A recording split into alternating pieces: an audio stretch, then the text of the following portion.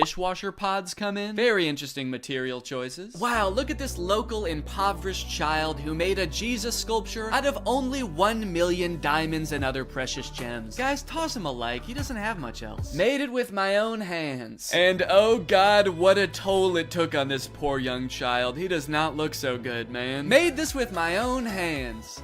And eyes. He took my fucking eyes! Now, all things considered, these images I've shown you so far are actually pretty tame, and the deeper and deeper you go into these accounts, the more insane they get. It's like they had a prompt that they used to generate the first few images, and then they just keep adding on to that prompt, making it longer and longer. But before I show you those images, I do want to take a moment to talk about today's sponsor, Opera.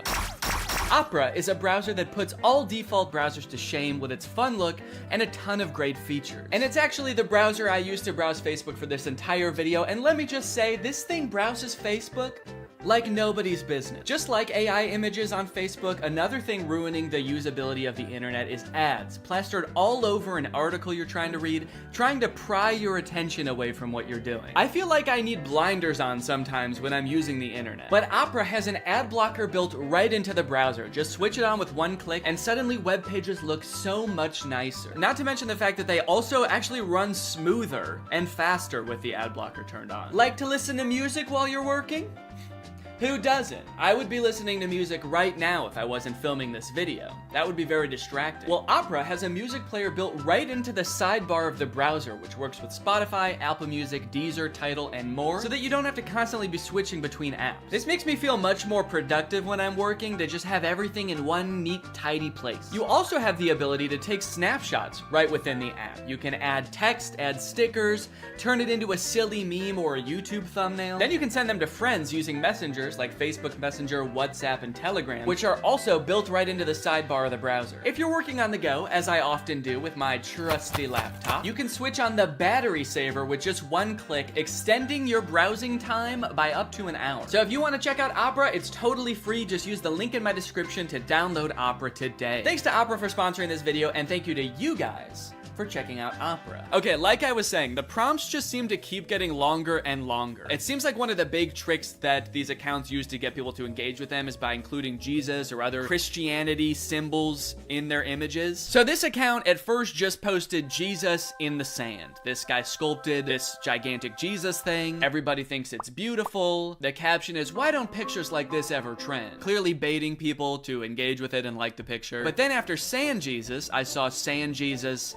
on a log. Then I saw Sand Jesus on a log on a guy. Then I saw Sand Jesus on a log on 20 guys. Is there an AI that is also coming up with the prompts in the first place? Because like, who is coming up with these? These don't even seem like something a human being would come up with. Like in this one, why is Sand Jesus holding a smaller Sand Jesus? And why is he on like a runaway log? Like this guy is like, oh no, my Sand Jesus on a log with another Sand Jesus. It's getting away. Say what you want, but this is definitely my favorite part of the Bible. Another interesting thing about these pictures are the comments. Like all of the comments on the vast majority of these images is just amen, amen, amen, amen, amen, amen, amen, amen, amen, amen, amen. No questions, no concerns, just amen, amen, amen, amen, amen, amen, amen. Construction worker making Jesus using only a hammer. Amen, amen, amen, amen, amen, amen. There's an entire genre on Facebook of AI generated images of Jesus made out of vegetables. And then show this on the screen with like a scary sound effect. Dun, dun. And you'll never guess what the comments are. On these images, you will not find a single comment questioning what is going on here. Has this always been a thing? I don't think I've ever seen anything like this before. No one's questioning why these kids' hands are facing the wrong way. Why, if he is made out of vegetables, are his eyes so blue and lifelike? And obviously, I'm not trying to make fun of Christianity at all here. If anything, I think these pictures are kind of disrespectful to Christianity because they're just like using these fake, ridiculous images to bait people into engaging with their profile so that they make money. But you should already know by now, it gets worse. It gets way worse than vegetable Jesus, dude. You got crab Jesus. You got shrimp Jesus. And of course you have another shrimp Jesus. Amen, amen, amen. Who is this for? It's on like a legitimate Facebook account. This account has 117,000 followers. Who is meant to appreciate this image? Christian shrimp? Hey man, shrimps gotta get to heaven too. How else can they be saved from their shellfishness? I'm convinced that there was not a human running this account at all. I think this account was conceived of, created, and is currently run by an AI. There was never a human involved. And not only that, I'm also starting to suspect that the comments are also bots. There is no other explanation for the amount of engagement on these pictures, and like serious engagement. And also all the comments are like saying the same things, and they're all very generic. So it feels very bot-like. So if that is true, then technology has created a corner of the internet where an AI is interacting with another AI, and they both think the other one is a human. Does that not just feel wrong? Like, I kind of feel like a third wheel just being on this page. Learning that AIs interact with other AIs without humans watching at all feels like learning that, like, ghosts hunt other ghosts. Thought they were here to scare us. What the hell? And of course, the caption of Shrimp Jesus is, made it with my own hands. Do me a favor and destroy it with your own hands. How about that? Can you unmake it, please? Another popular thing for them to add into these images seems to be flight attendants. There is a lot of flight attendant-centric AI-generated images, oftentimes with Jesus as well. And I'm assuming that whatever this account started off posting was more tame than this, like it kind of made sense. The caption is beautiful cabin crew, Scarlett Johansson. So I don't know if it had something to do with Scarlett Johansson on a flight or something, and then the AI just kept changing the prompt over and over until it was this. Here's another one with the exact same caption. I like that a good amount of the comments on this one say good luck. Good luck, amen. Good luck, amen, man. I have no fucking clue what's going on here, but good luck or congrats? I don't know, man. It's crazy how much these accounts post. If I just scroll through here, you can see these accounts post literally hundreds, if not thousands of times a day. Just post after post of nonsensical images. What is this? What is this supposed to be? And it's like, why? Do they make money from this? I've scrolled a lot through these types of pages, and I've never seen like a sponsored post or anything. So it's not like they're doing ads for companies using the following that they've built with these pages. Because like, who would the ads even be targeted to? Christian Shrimp? After doing some research, I found this video that this guy made called Make Money Posting AI Art on Facebook Using Free Tools, where he basically explains that you can sign up for Facebook's monetization program, and basically you get paid kind of like on YouTube based on how many views your image gets, and I think on Facebook it has something to do with how many likes. So some of these accounts might be making bank. Most people think that clickbait is some shady, taboo, weird kind of topic, when in fact, all it is trying to get a click. Yeah, guys, clickbait is not necessarily a bad thing, just as long as you're honest about what you're delivering. Anyway, let's go ahead and learn how to trick people into believing that fake images are real. Utilizing good images, ad headlines, and articles to drive people to relevant content that actually does talk about what the image or ad said in the first place. Yeah, but if the image is not real, then doesn't that make it impossible to deliver on the promise? Now, this guy does go on to say later in the video that you should make it clear when things are AI or not real. But after finding a bunch of these accounts, it doesn't seem like anyone using this method actually does that. I haven't seen one single image that has been like, by the way, this is AI and not real, so just saying now. Trick job. Here's a different Facebook group that posts like beautiful mansions that all seem like they're AI generated. No disclosure anywhere that these images aren't real. Like being in a coffee mug. Love it. Huh. Yeah, there is something about this image that just looks like being in a coffee mug. Very insightful. Thank you. Either way, if this keeps up and this type of AI content invades all the other parts of the internet, it is just going to become completely unusable. I think Facebook and like every other social media platform needs to start training an AI that can detect AI generated content, so that it can like put a badge over all of these images to be like, hey, these aren't real, just, you know. Because so many people are so keen to try to use this to make money or create content for them that, like, just imagine in a few years if every single tweet or TikTok is created by ChatGPT or Midjourney. That sounds like a nightmare. Also,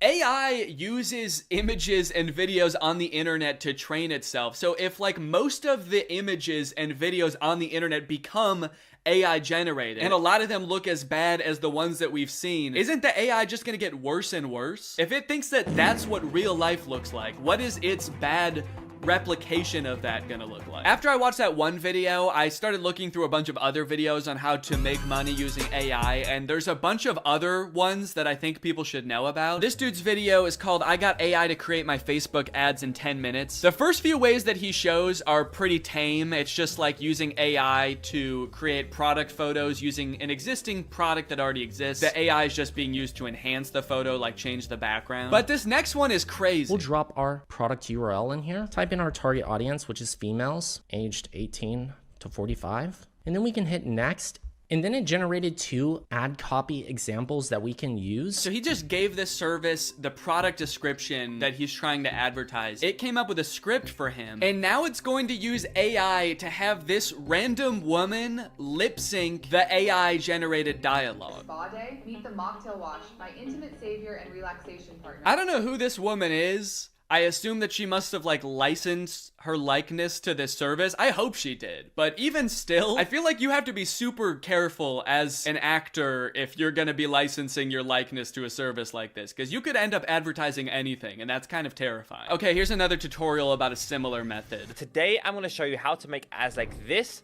or this completely with AI, and what I'm about to show you is scary. It's crazy to acknowledge how scary a tool is, but then your first thought is like, well, how can I make money off of this? Top 10 scariest ways to make money. Number 1, fake AI ads. Let me go ahead and show you how to make them. What you're gonna wanna do is go to this website, and then click on new project. So he shows this ad for his website that sells licorice, which has gotta be like the most whimsical business idea I've ever heard of. But he reveals after the ad is done playing that like half of the people in this ad were AI. Or at least like the video was real, but their lips were AI and the dialogue was AI. Some of the creators in this ad are AI. Hey, entrepreneurs, have you ever wondered why testimonials like this work so well? How, like, it's because people assume that the people on their screen are real people talking about a product that they genuinely enjoy, thus giving the product more credibility and maybe generating fake videos of fake people endorsing your product who have never experienced your product because computers cannot eat licorice is maybe a little bit unethical? I'm kind of starting to think that this guy doesn't care, and that he thinks that we're all dumb. When we are speaking to people on the newsfeed, they are in their dumbest, most stupidest, dumbest state. Don't worry if you feel bad lying to people, guys.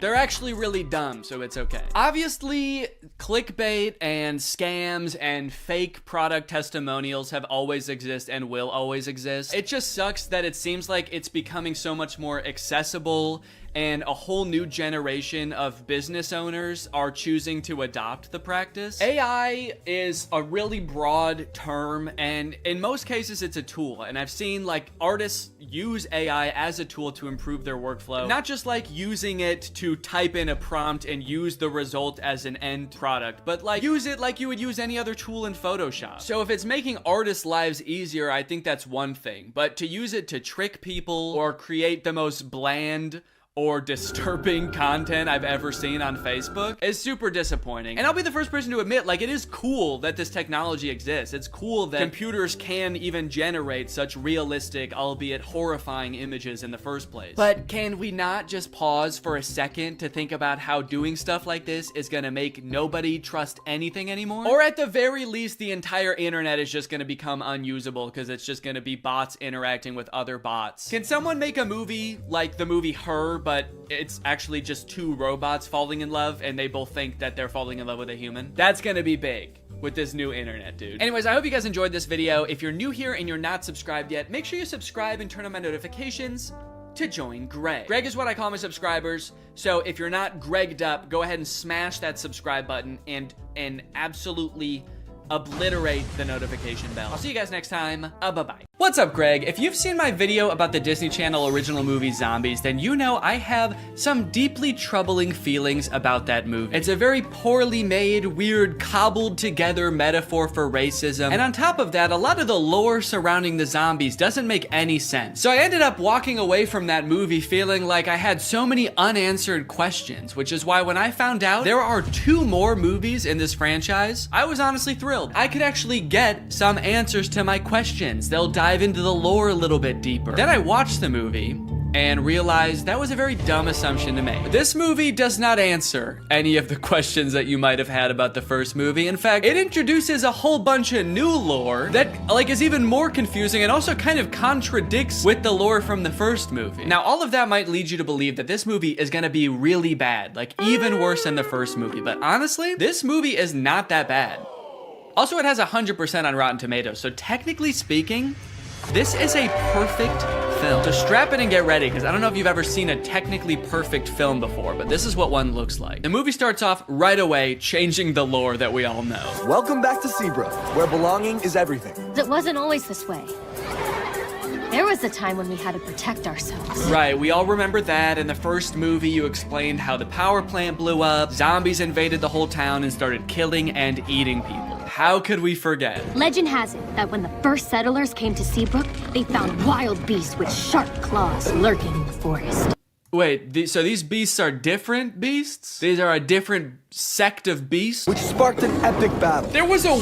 Seabrook settlers bravely fought off the monstrous attack and discovered a powerful energy source. And that mysterious power source basically powered the entire town until that one fateful day when it blew up and created beasts. Different beasts. These are different beasts than the beasts we just saw. This is a very beast-heavy town. The beasts were a distant memory. Seabrook forgot monsters could be real. So, hold on. You guys didn't think to mention this during the first movie? How could you tell us a history of Seabrook and neglect to mention the battle with mythical creatures that transpired? What else are you hiding from us? And what about this mysterious power source that runs the entire city? Don't you think during the 200-year census happened, someone should have like looked into this, made it a non-mysterious power source? They were like, we'll call this beautiful land Seabrook. We'll build a school to teach our young, a hospital to treat our ill, and a power plant that might blow up. We do not know. Because of the events of the last movie, now all the zombies are allowed to commingle with the humans. It seems like things are really on the up and up. It's hard to believe there was a time when people were afraid of zombies. Crazy thing to say for someone who has for sure eaten his neighbors. Also, we saw what you did to people in the last movie, dude. It's not hard to believe at all. I'm still scared of you. Then we check in on Addison, who you may remember from the first movie by her platinum blonde hair that for some reason in this universe makes her some kind of sick, disgusting freak. That's Cheer Captain Bucky, my cousin. My cousin. It's here at Cheer Camp we learned two things. First, that story about the werewolves is kind of a legend, and no one's really sure if it's true or not. You've all heard the stories of bloodthirsty monsters who roam these woods, feasting on innocent cheerleaders. And two, the younger cheerleaders and the older cheerleaders are not getting along. This week, the veterans and the newbies will compete for the Cheer Camp Cup. I feel like one of those things is gonna have a bigger impact on the plot. Watch and learn, Snowball. Ah, yes, my hair. Still white, still well-conditioned, and still drawing fire from the AC. Okay, thank God she addressed it, dude. I know we were all thinking, what the fuck is wrong with her? You should shave your head, you look insane. We then get a song about how well everybody's getting along now. The cheerleaders are having fun at cheer camp, zombies are entering all facets of normal human life. Zed's dad has even been hired as the project manager to demolish the old power plant, which I'm sure will have little to no consequence in this story. The message of the song is undermined a little bit when the cheer captain Bucky My cousin. launches an underclassman into the air with a high-powered water bazooka called the Buckzooka. Just a little bit of playful hazing, I guess, for the underclassmen. Oh, you want to be a cheerleader? How about some internal bleeding? That's hazing, baby. Nobody joins an organization that I've already joined and gets away with it. And while I do wish someone would rush this poor girl to the hospital, I do have to admit, the song does slap. The music in the first movie sucked in my opinion, but the production quality of not just the music, honestly, but the whole movie is way better in this one. Probably as a result of the success of the first movie. The first one was very popular. So they were like, look, this next movie, you know, it's not gonna make any sense, but it's gonna look fantastic. The lighting on that girl as she flies through the air with 12 broken ribs is gonna be so good. I wish that I could call. I hope you get my letters. Addison is hoping that Zed will write to her while she's at cheer camp. They have a bit of a love connection going on, as you'll remember from the first movie, but Addison never will get those letters because the older cheerleaders are shredding them and turning them into pom-poms for the underclassmen to use. Addison, I hate to say it, I don't think these cheerleaders are teaming up to make progress with you. I think they're conspiring to ruin your life. On the way home from cheer camp, love is in the air. Cheerleaders are asking each other to prawn. Yes! I got invited to prawn! Which is Seabrook's version of prom. Their mascot is like a shrimp or something, so I guess that's why it's called that. And for the first time this year, zombies are allowed to go to prawn. Bree is actually hoping that Bonzo will ask her to prawn. Getting invited to prawn sounds great, but Bonzo won't even look at me. Meanwhile, Bonzo is locked in on her, carving her face into a threatening-looking apple. And Addison gets a surprise of her very own because Zed has devised a very intricate way of asking her to be his date. Addison, will you?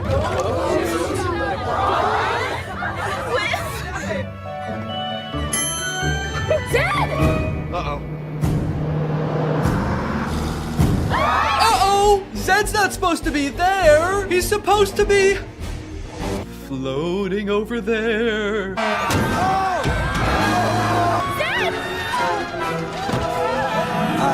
Addison, help! I'm gonna fucking die! Addison! The bus crashes into a gated forest called the Forbidden Forest. And Addison goes running off to find Zed, but what she ends up finding are werewolves.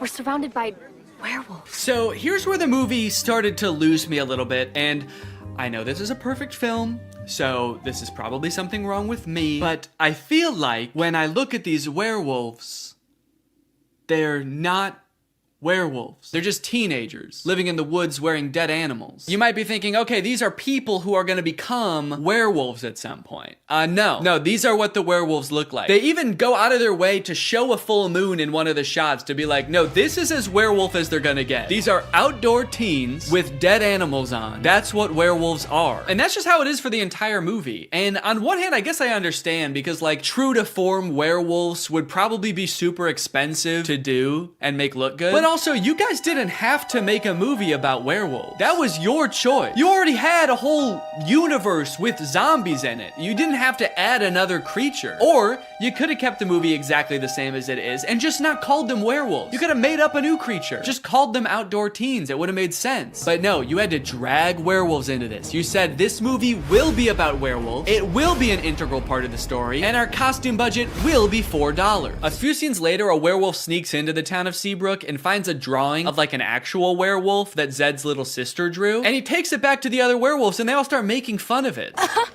Looks nothing like us, Wyatt. It's like they're trying to gaslight us. Werewolves don't look like this. Werewolves never looked like this. You'd have to be some kind of dumb, uneducated zombie child to think that us wolf people bear any resemblance to those half-wolf, half-people. After word gets out that Addison had this encounter with the outdoor teens, the whole town is a mess. Dad, everything is fine. It's not fine. There are werewolves circling us right now, waiting to attack. They jump to the conclusion that the werewolves want to attack them so bad. Addison leaves the interaction totally unscathed. They didn't do anything to her, but the whole town, even the zombies, are like, ooh, the werewolves want to kill us so bad. We better kill them first.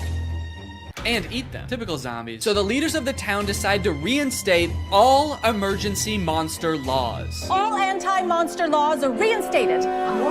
This sets up one of the big conflicts in the movie because, as you know, Addison wants to go to prawn with Zed, but one of these anti-monster laws is that zombies aren't allowed to go to prawn anymore. Zombies can't go to prawn. Ouch. And when I say one of them, I firmly believe that is the only emergency monster law. It's the only one they talk about in this entire movie. They let so much else slide in this movie, but that's the one thing they're like, no, we cannot have zombies at prawn this year. Ouch. You'll see in a bit why that's so strange, but right now we gotta go check in with the werewolves because they're setting up a conflict of their own. And you know we don't have much time. Our necklaces are almost out of power. So the werewolves all wear this stone around their neck. It's called Moonstone, and it's sort of what gives them their power. I guess it's like some kind of mysterious power source or something. But it turns out that like 200 years ago, somebody or some group of people stole all of the moonstone from them. So their reserves are running low and they're all gonna like die because they don't have their moonstone. But some of the werewolves think that Addison fulfills a prophecy that the werewolves have about some white-haired lady who's gonna lead them to more moonstone. This is the kind of lore that gets you a 100% on Rotten Tomatoes. Even if the girl is the great alpha. A girl? The great alpha? I'll believe it when I see it. Even if the girl is the great alpha, how do we find her? I found this in the woods. It's hers. We'll track her down with our keen sense of smell. It says Seabrook High on it, so I thought we might just look there. Kinda seems like they will use any excuse not to show the werewolves do anything werewolfy in this movie. All right, we've gotta find this girl. How would werewolves accomplish such a task? We could use our wolf noses. What? No, what is wrong with you? No! We could ask around? Yes! Also, for those of you wondering, yes, that is baby Ariel from Musical.ly. She used to be like the most followed person on Musical.ly. I always wondered what happened to her.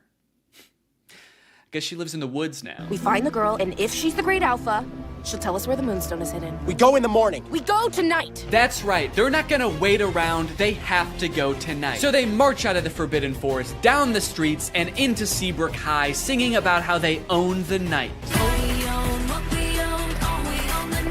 Then they open up a vent and crawl into it, and they wait until morning. So kind of seems like they didn't really need to go at night, did they? They all file into the vent so dejectedly. They're like, maybe we should have researched what this place is. I guess we don't know what a school is. They're not here at night. Imagine they accidentally went on like the last day of school before summer. A janitor finally comes in after 80 long days and finds 20 dead werewolves in a vent. That day at school, Bucky and Zed both decide to run for class president. Zed because he wants to re-allow monsters to go to prom, and Bucky, I don't know, he probably wants to like divert more of the school's funding towards an unmanned drone for the cheerleading team. But then, suddenly, I will make Seabrook a place that embraces zombies and werewolves. What? Where? Oh, there? What a lucky guess. How can you tell? People peering in through glass doors? Yep. Those teens live outdoors. Man, Will, we can't go to war with the whole town. We'll never find the moonstone if they're on high alert. Yeah, dog, I think that ship has sailed. You guys just charged them growling and gnashing your teeth. I think they're on high alert. Hey, all that stuff we did back there, that was just, we were just messing around. We're just a bunch of friendly teens. Don't look at her. Do not look at her. Sorry. We werewolves so admire your town, and we just came here to join your school. Okay, well, that's obviously not allowed. You guys were about to kill them, and also the emergency monster laws are in effect, and there's definitely one forbidding such things. Technically, the Forbidden Forest is within the school district. What? So welcome to Seabrook. What? Wow, guys. The emergency monster laws are working great. No, you did so good. You did such a good job. They were so close to killing you, and they only stopped because they found out Bonzo's not allowed to prawn. So good rule. So just like that, the werewolves enroll at Seabrook High. And wait a minute, all of the werewolves look the same age. Are they all teenagers? Or are some of them like 80 years old? Are some of them babies? And how does that work in dog years? Are they going to classes? I don't even know if they know how to write. They're not gonna be able to find the moonstone. They're gonna be too busy failing all their classes. So Zed is worried about losing the class president election to Bucky, so he decides to go over the new untapped voter base, the werewolves. Werewolves of the swing vote. Hello, wolves. I'm Zed. Do it like the zombies do. Yeah, for some reason I feel like the werewolves aren't gonna care who becomes the class president. They don't know what a president is. They don't know what school is. They live in the woods and they wear moonstone, dude. You have no fucking clue. Come on, we've got moves to bust. Throughout this whole movie, Addison has her own thing going on too, where she just feels like she doesn't belong anywhere. That's right, despite being a bleach blonde cheerleader at a Disney Channel high school who was literally elected captain of the cheerleading team in this movie, she just doesn't fit in. I don't feel like I belong anywhere, where. Which makes her that much more susceptible when the werewolves come a-knocking. The werewolves are starting to get desperate, and given that they think that Addison is the great alpha, which again, she could not be, they bring her back to their cave and ask her for help. I believe you're the great alpha. I believe you're a werewolf. That's it. That's why she doesn't fit in. That's why she has ugly hair. It's because she's a different species. It finally makes sense. So they do a little dance, they do a little wardrobe change, and now she's a werewolf. Damn, that was a fast costume change. Did she know they were gonna rip her clothes off down there? This seems terrifying if she didn't. The rest of the gang gets worried when they realize Addison is gone with the zombies, so Zed shows up and he just fucking kills one of them. Holy shit, dude. And we never see that guy again. I think he's dead. The explosion came from Seabrook Power. Seabrook Power is the birthplace of zombies. A little lime soda mixed with some mysterious energy, and bam!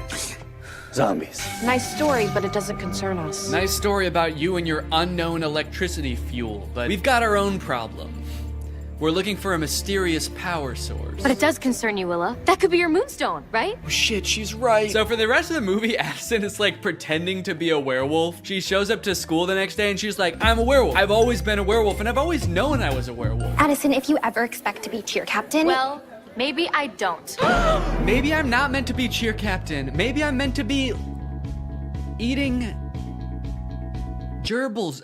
What do werewolves do? I actually don't know what they do. I know I am one, I just don't know what we do. Then we get the presidential debate between Zed and Bucky, and this is how all presidential debates should go. I'm a real human. There's no danger in that. They're real monsters. Man. What if they turn back? There should be singing, there should be choreography. One of the sides should be claiming that the other is a dangerous beast. And President Biden, how would you respond to that claim? He wants to eat me! He's trying to fucking eat me! The demolition of the power plant is imminent, so the werewolves rush there to stop the mayor from destroying all their moonstone. Via song?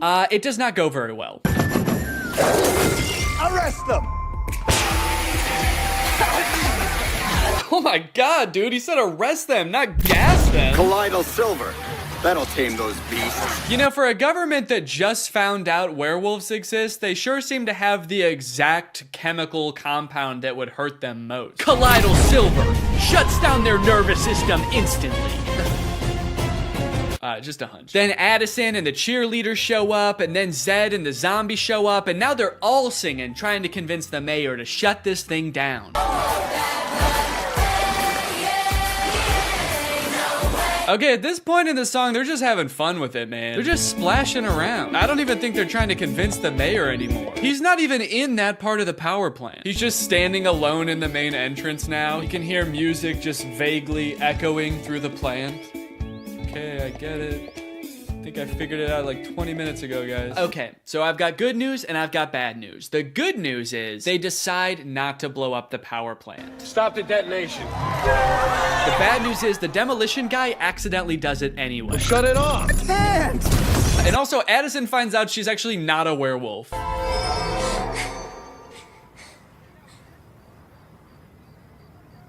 Am I?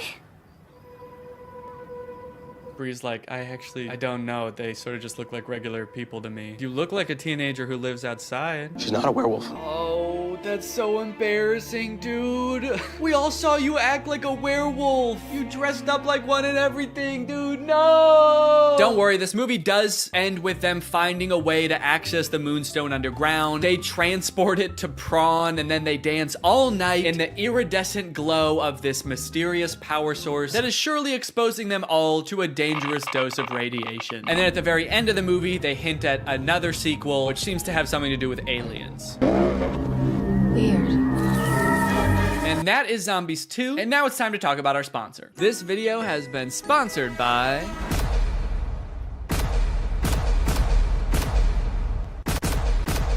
Guys, it's the season of giving, gathering, and with HelloFresh, it can be the season of saving. You can actually save money this holiday season with fresh, delicious recipes delivered straight to your door. It's cheaper than takeout, it's easier than grocery shopping, and the meals turn out so good. I like HelloFresh because I'm not really much of a chef.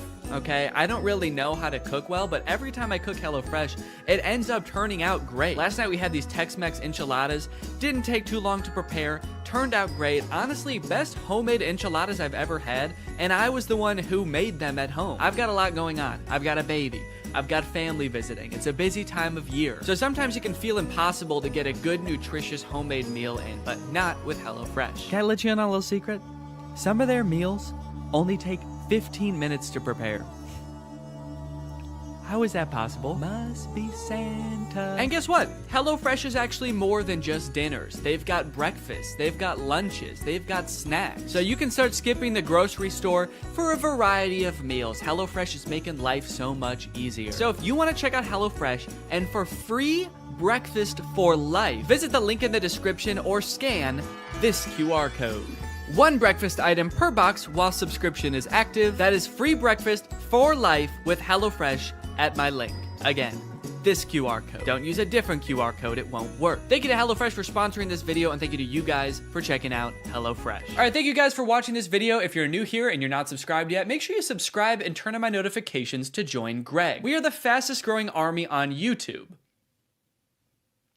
Do not look that up. I'll see you guys next time. Bye-bye. What's up, Greg? I've wanted to make a video about the High School Musical movies ever since I started making videos about DCOMs almost 5 years ago. More so as just an excuse to go back and watch them, because when I was a kid, I really liked these movies. And if you're a millennial, chances are you did too. And you were also too scared to admit that to any of your friends. I don't know why as an 11-year-old I felt the need to pretend that I didn't like a movie that was, you know, made for 11-year-olds. As if all my friends were gonna be like, High School Musical? I don't know, man. Sounds a little immature to me. I only watch war footage. I'm a very violent young man. Either way, something I did not realize as a kid is how low budget these movies were. The first movie was made on a budget of $4.2 million, which might sound like a lot, but Zombies 3, which is a newer DCOM, cost $40 million to make. In Zombies' defense, though, they needed the money. Those werewolf costumes looked pretty expensive. So instead of getting ready for the parties, he's making Troy run drills in the hotel gym. Am I going left? Yeah. He looks middle, you take it downtown. Well, Troy, it's New Year's Eve. You know what that means. That's right, Dad. I might finally get my first kid. Fake right! Take the ball downtown! Troy's mom comes to get them for the party, and Troy asks if he can have one more basket with all of the confidence and swagger of a real high school jock. Come on, one more. One more? Just one more basket, please. Troy shows up to the teen party and is immediately yawning his face off. All right, hell yeah. This is clearly a popular jock who knows how to party. Somehow, despite being the two most bored people at the party, to the Spotlight operator's credit, they actually do crush it. They both get up there and they're nervous at first, but then all of a sudden, Troy's voice, it's like it changes almost, actually. It's like his voice changes from his voice to like a professional singer's voice. Because that is what happens, actually.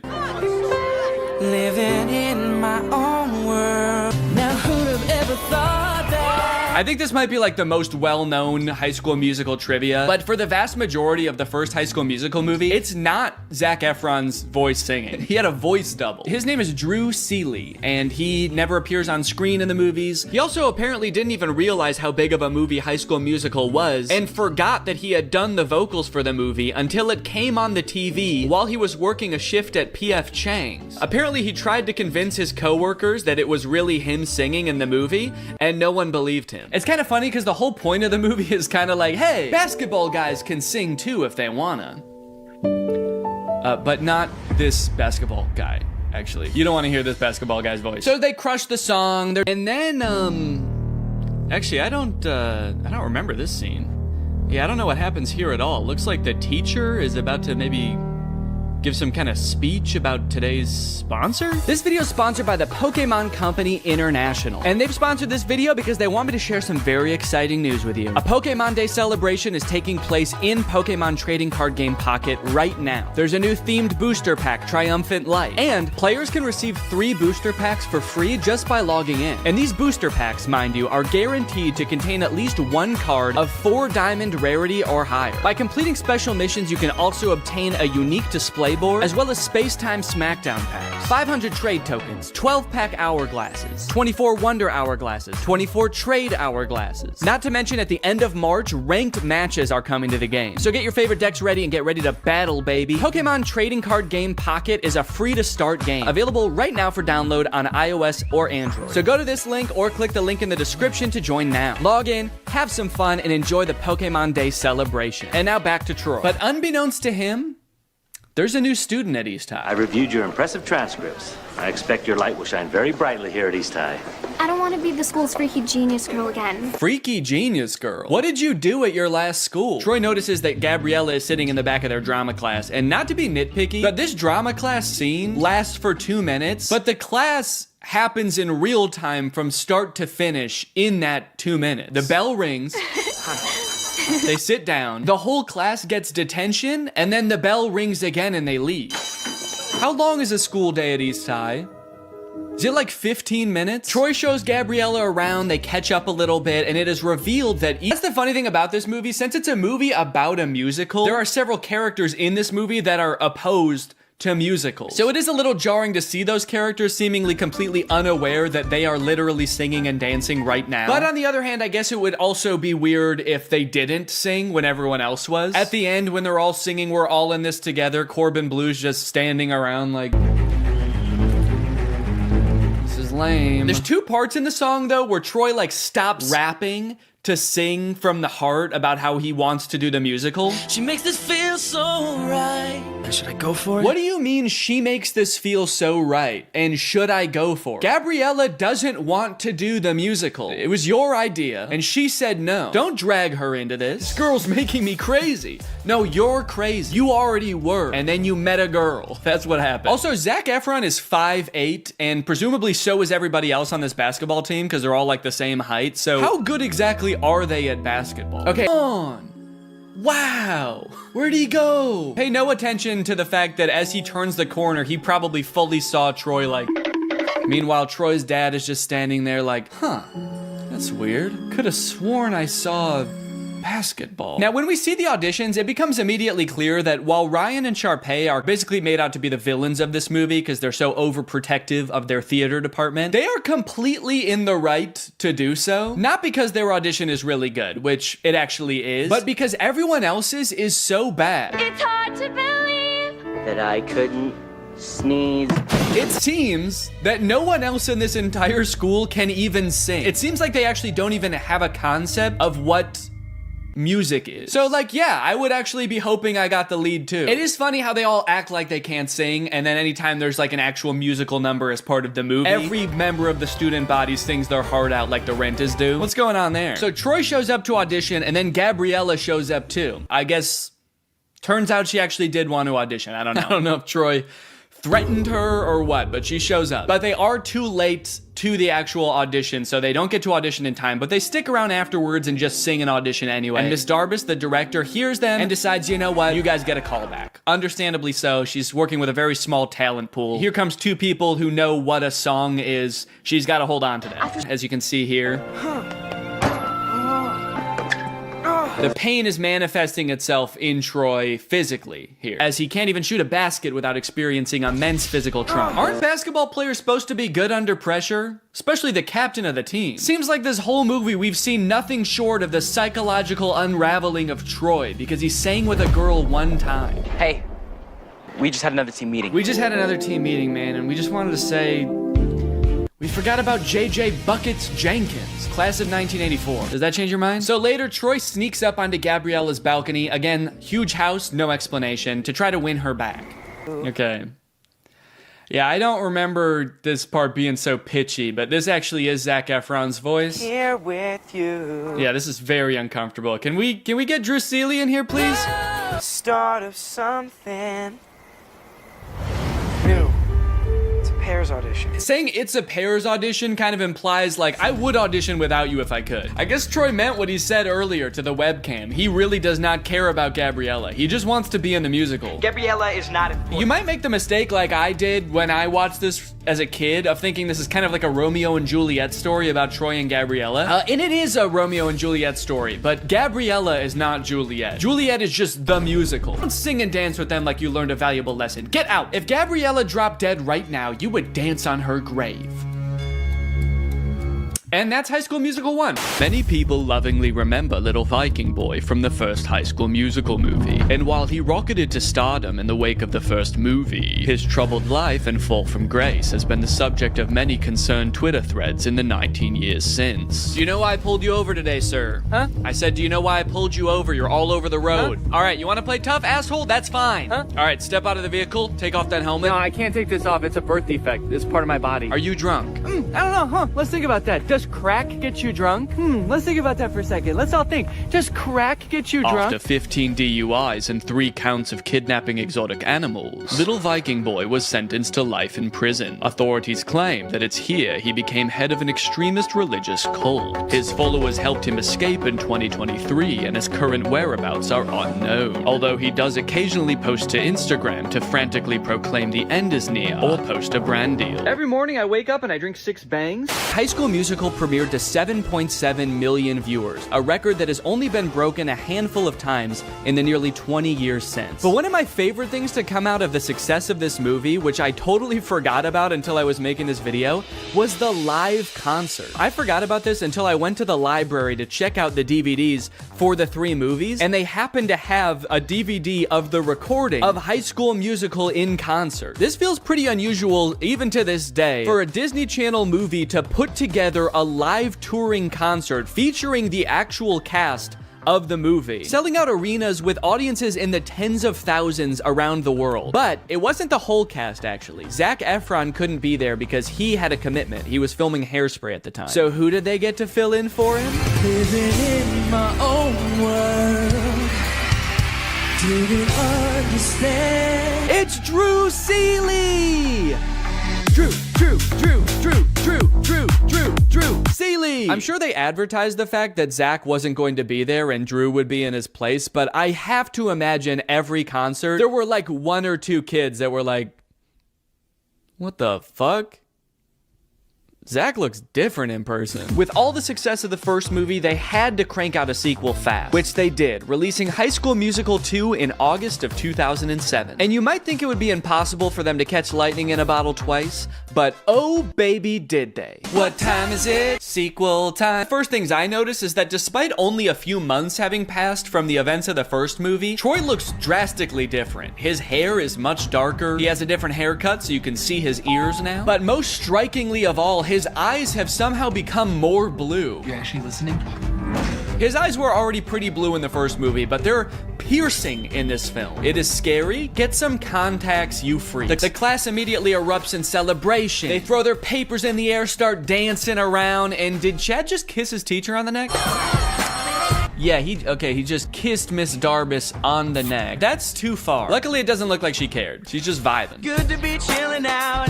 We finally get to hear Zac Efron actually sing in this song, and I hate to admit it, but he sounds pretty good. I'm sorry, Drew. Your services are no longer needed. Does he look so confused there? It's like it never occurred to him that T could be for Troy. He's like, oh, I actually thought it was a cross, but yeah, T for Troy. That's my name. Now that the school year's over and basketball season isn't starting back up again for months, it's time for, you guessed it, basketball practice. Fake right, Troy, fake left. Take the ball uptown for a fancy dinner. This post-workout scene has a lot of gems, like Mr. Bolton's insanely long shorts. Dude is criminally insecure about his knees. Also, Troy about to drink from an entire gallon of milk from the fridge. And then he gets a phone call revealing that his ringtone is Get Your Head in the Game.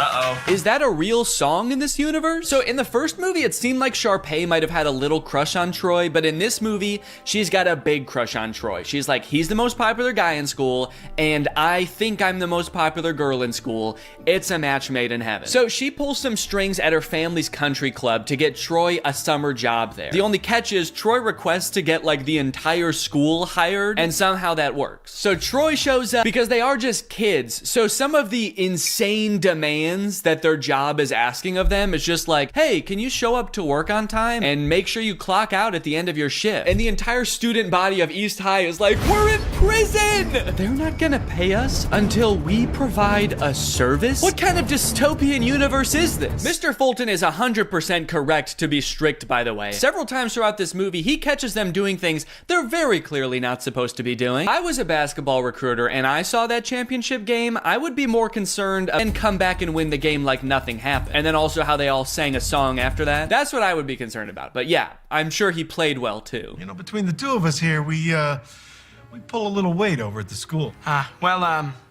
Time flies when you're having fun. I'm not really sure what prompts that reaction. They're like, you know, we could do a lot of great things for your future. We really want to help you, Troy. And he's like, I don't know. I'm getting the fuck out of here, guys. See ya. If that were Mr. Bolton there instead of Troy right now, he'd be barking like a dog. Pay's dad let me play a few holes and then invited me to dinner with some U of A alumni. Really? Oh, wait, Troy's dad is fixing up a car. Look, he has other hobbies. Good for him. Granted, he is propping up the hood of the car with a basketball, and there's more basketball and hoops in the background. And I do kind of feel like if we could see what he's working on, there would just be 5 basketballs where the engine is supposed to be, but it's a step in the right direction. Troy's dad, surprisingly, is all for Troy going for the basketball scholarship. Nothing wrong with keeping your eye on the prize. And that's great. I totally agree with that. Troy should capitalize on these opportunities he's been given, but he should try to make his girlfriend and his friends a priority too. However, that is not what Troy does. Hey, I almost forgot. Get back in the kitchen, you broke motherfucker, and get your money up. Look at you. Go team. Yeah, it's a gift from the guys. Typical high school jock, always doing cool spin dance moves. It's a gift from the guys. I love sports. It's a gift from the guy. I hate to say it, man, but he's gonna get crushed in college. He doesn't stand a chance. And not to mention, they definitely don't take singing breaks in the middle of practice.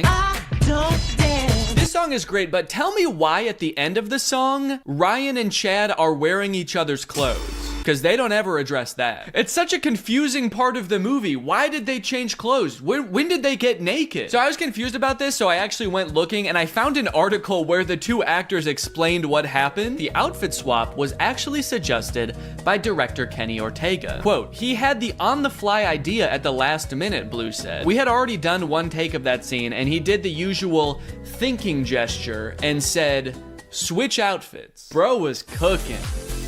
Bro was, I don't know what he was cooking, but bro was cooking something. Hey. We missed out on a fun night. What? Troy, respectfully, I think you have a lot more to worry about than your golf swing. That's not what this song is about, is it? Guess it's kind of vague. Hell yeah, dude. You know, powerful lyrics aside, I actually have no clue what he's decided on at the end of this song. He's kind of just like, you can bet on me. I'm gonna end up on top. I got this. And it's like, what are you actually gonna do though? Are you gonna get Gabriella back? Are you gonna do the talent show? He's like, no, I was just gonna stand on top of this mountain for the rest of the summer, actually. No one can be mad at me up here. The end of this movie is messed up. Sharpay actually turns her act around. She previously got the Wildcats banned from, and that's the end of the movie. And now I'm very excited to watch the 3rd movie. But before I do, there's something I need to address. I feel like there's something deeply wrong in these movies. And I feel like I'm finally starting to get a handle on it. These movies, like, they don't really feel like musicals. And it took me a while to figure out why. So to explain it to you, we're gonna have to go back to medieval Europe. In a French town in 1518, some 400 people became inexplicably overcome by an urge to dance. They did so for weeks on end. This dancing plague, as it was later coined, lasted for months and only ended when participants were either so exhausted that they collapsed or so exhausted that they were dead. Authorities tried to stop the dancing, even hiring musicians to play vigorously to try to help them get all the dancing out of their system. This, of course, made things much worse. This event has baffled scientists and historians for years, but many believe it could be the result of a particular type of food poisoning. Yeah, crops like rye can end up growing a type of fungus that basically makes you crazy. Could it be that this is what's happening at East High? In the High School Musical universe, the characters, they sing and they dance, and at first you might think this is just like any other musical. The characters aren't really spontaneously breaking into song, it's more an artistic depiction of how they're feeling. But a closer look reveals something shocking. We'll get the karaoke party. Now you might think that a moment like Get Your Head in the Game is totally different. You know, that song doesn't really exist within this universe. But what is Troy's ringtone in the second movie? But how could an entire school become poisoned by a rare fungus? This man, who convinced us he had relevant qualifications, believes it could have been a certain freaky genius girl. It could be that by growing a fungus in a lab, Gabriella was able to manufacture a sort of singing and dancing craze to control Troy, who I'm pretty sure would have never done all of that stuff had he not been under some kind of drug-induced hysteria. After all, Troy is so cool and singing is for weirdos. So it could be the fungus, or maybe Gabriella's some kind of fucking witch. The High School Musical bonus soundtrack.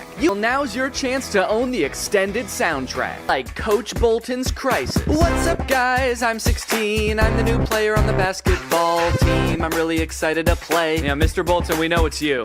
And Gabriella's on the news. A little boy drowned in the pool. Oh no. A little boy drowned in the pool. No. Where was the lifeguard? Having a picnic. And a preview of the finale song from High School Musical 3. We're all friends together with each other. We're all together at the end again, and we're friends. We're still friends. And classmates, we go to school together. We learned a lesson, and now we're gonna switch clothes. It's a gift from the guy. High School Musical 2 broke the premiere record that the first High School Musical had just set. Instead of 7 million viewers, this one had 17 million viewers. So of course, they had to make a third one. High School Musical 3, Senior Year. The only one in the franchise with a subtitle. Now, outside of the fact that they're all seniors in this movie, which I can tell by the title of the film, I actually know next to nothing about this one. I've never seen it. Yeah, I know I made it sound like I was a really big High School Musical fan, but by the time the third one came out, I was 14. And unlike the first two, this one came out in theaters. And as a freshman in high school, I was much too embarrassed to ask my friends if they would go see a High School Musical movie in theaters with me. So I decided it would be way less embarrassing if I waited until I was 30 years old to watch it for the first time in front of millions of people. And we're back at East High, baby. Zach's playing basketball. There's a dog in the crowd. Is this an Air Bud crossover? Zach's like, oh, my head's just not in the game tonight. Can we get in the sub? This gold lab comes in and just slam dunks it a couple times. The movie opens on the Wildcats with their backs against the wall. It's the championship game. They're behind, and there's only 16 minutes left. Whoa, Mr. Bolton rocking a middle part. That's new. Mr. Bolton gives a speech about how there's only 16 minutes left. There's 16 minutes left. And then they sing a song about how there's only 16 minutes left. Ooh, a song about there being 16 minutes left in a game. We're getting very specific with these songs. I think they're starting to run out of ideas. This is the last time to make Dad proud. If I don't, then he never will be. Hell yeah, he won the championship game. Again. I'm noticing right away that this movie is like much higher production value than the other two. I'm curious to see the budget on this bad boy, because this movie looks like they actually like lit it. The other two just kind of look like they set up cameras and started filming, but there's lights in this one. So now they're having like the biggest high school rager ever, and they expect us to believe that they're not insanely rich. I'm pretty sure this is in Troy's backyard. Hey Troy, great house, bro. Your room is way cool. Oh, thanks, man. Yeah. You were in my room? Whoa, yeah, I just took a picture. Yeah, just took a picture of your room, man. He's a secret agent for the IRS. He's like, how did your family get so rich? Oh, another top secret hiding place. You're the second girl I've ever had up here. Yeah, it is top secret. I couldn't even see it up there. Just looks like a regular tree to me. It's here we find out that while Troy is a shoo-in for the basketball team at U of A, Gabriella's already been accepted to Stanford. I sense a conflict in the movie. Troy's going to University of Albuquerque to play basketball, and Gabriella is going to learn how to create the singularity at Stanford. So they sing a song about cherishing the present moment. Did they like challenge themselves to make a song with no dancing in this one? They're like, what if we just sat for a whole song? Oop, now he's up.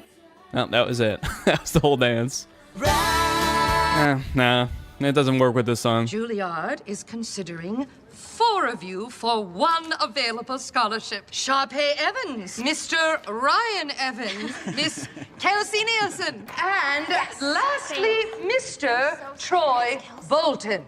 What? Julie. Since when does that guy have a evil cackle? I mean, I was surprised too, but that guy threw his head back and squealed.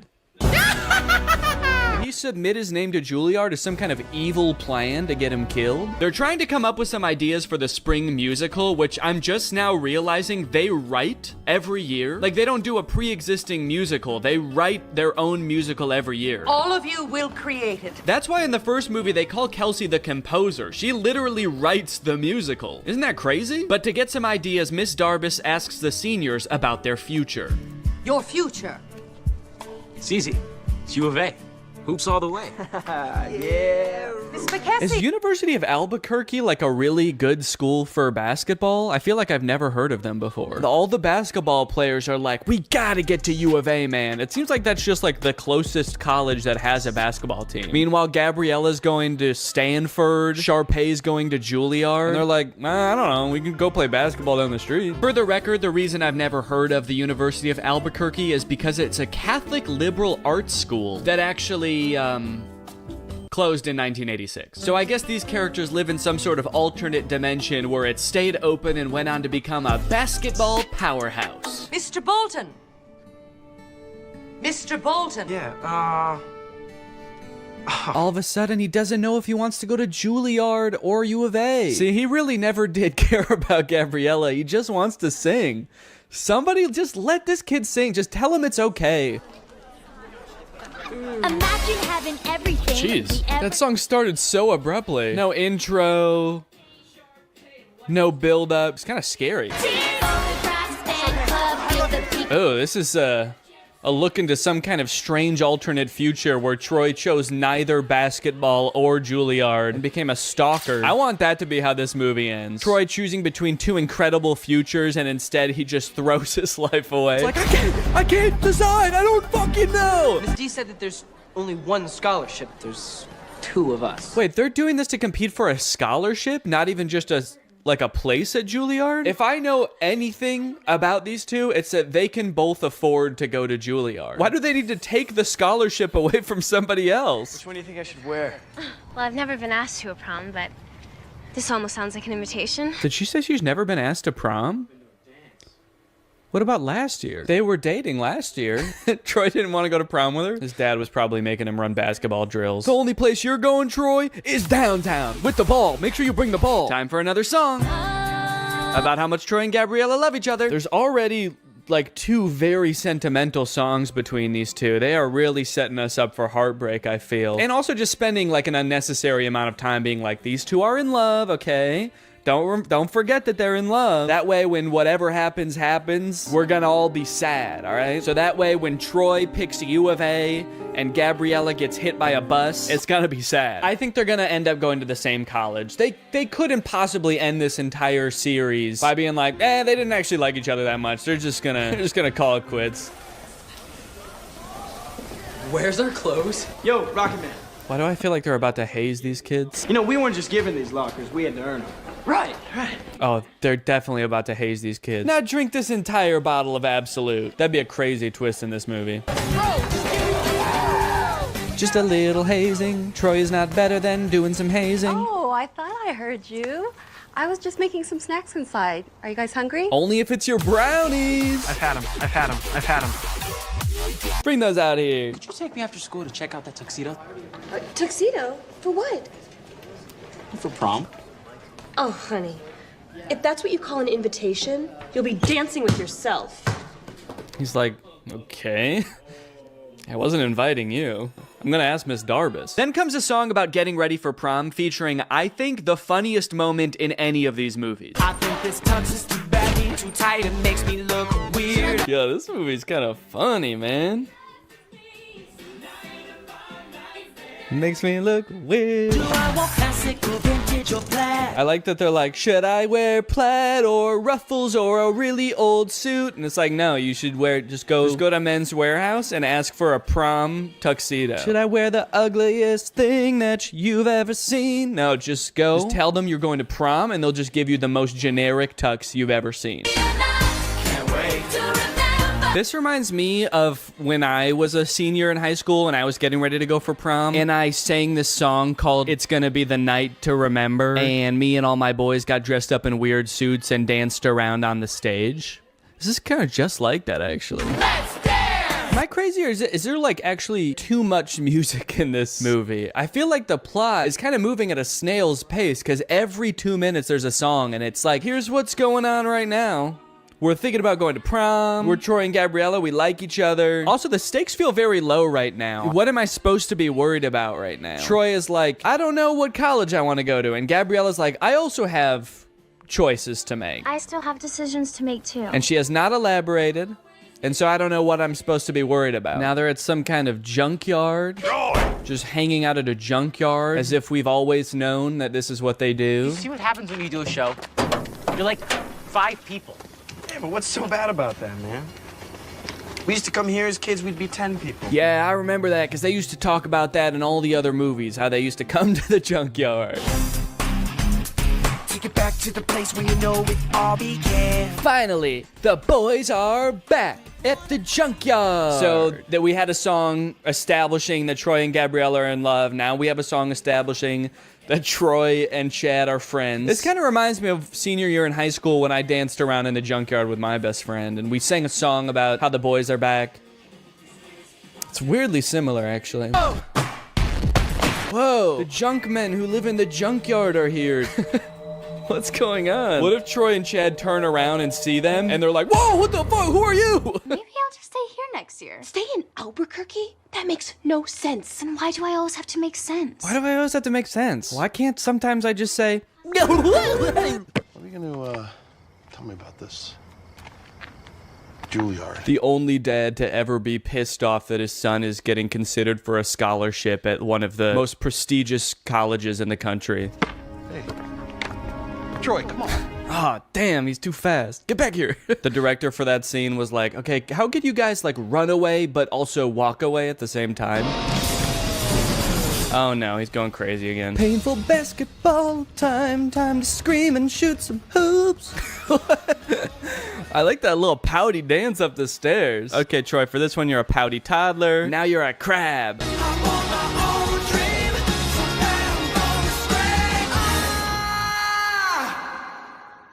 Man, he wasn't kidding.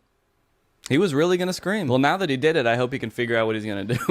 Now that I got that out of my system, I'm for sure going back to U of A. I don't care about singing. Miss D, I know I'm not supposed to be here. Aren't you? Last one out turns off the lights. You know, she might seem cool about Troy being there right now, but as she walks through the school to get back to her car, she realizes he totally trashed the place. She's like, he tore down posters? He flipped an entire hallway upside down? How did he do this? I don't think I can do it, Troy. Uh-oh. Is that a Dr. Pepper in the background? That looks good. I've chosen basketball.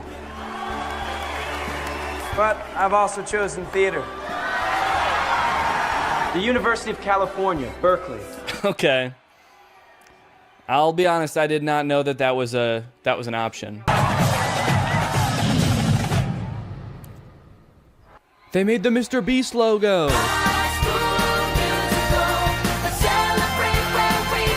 I like that they're performing for the camera and not for the audience who's here to see them graduate. They're just like facing away from the bleachers. All their parents are like, damn, I wish I could see their faces. I don't even know which one's my kid. Now they're all just gonna smile at the camera for the rest of their lives. They say, we're not going to college, baby. We're gonna stare at this camera forever.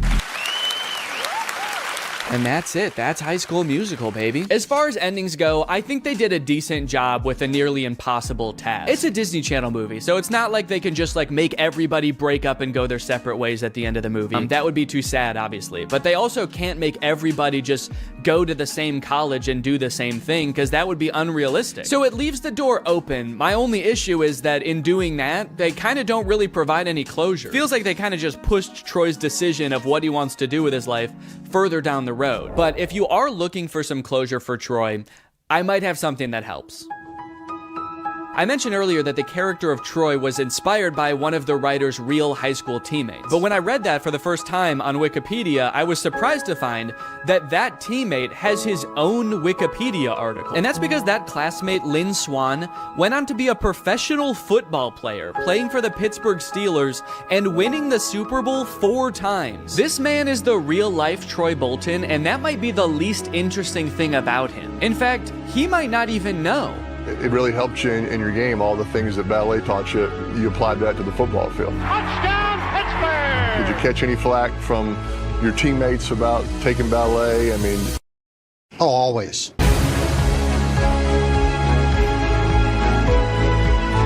a gift from the guys. But I'll always remember a Hall of Famer who rose to the occasion each time. A plie-making playmaker. But you're a playmaker. Did you ever think maybe I could be both? Who could defy gravity.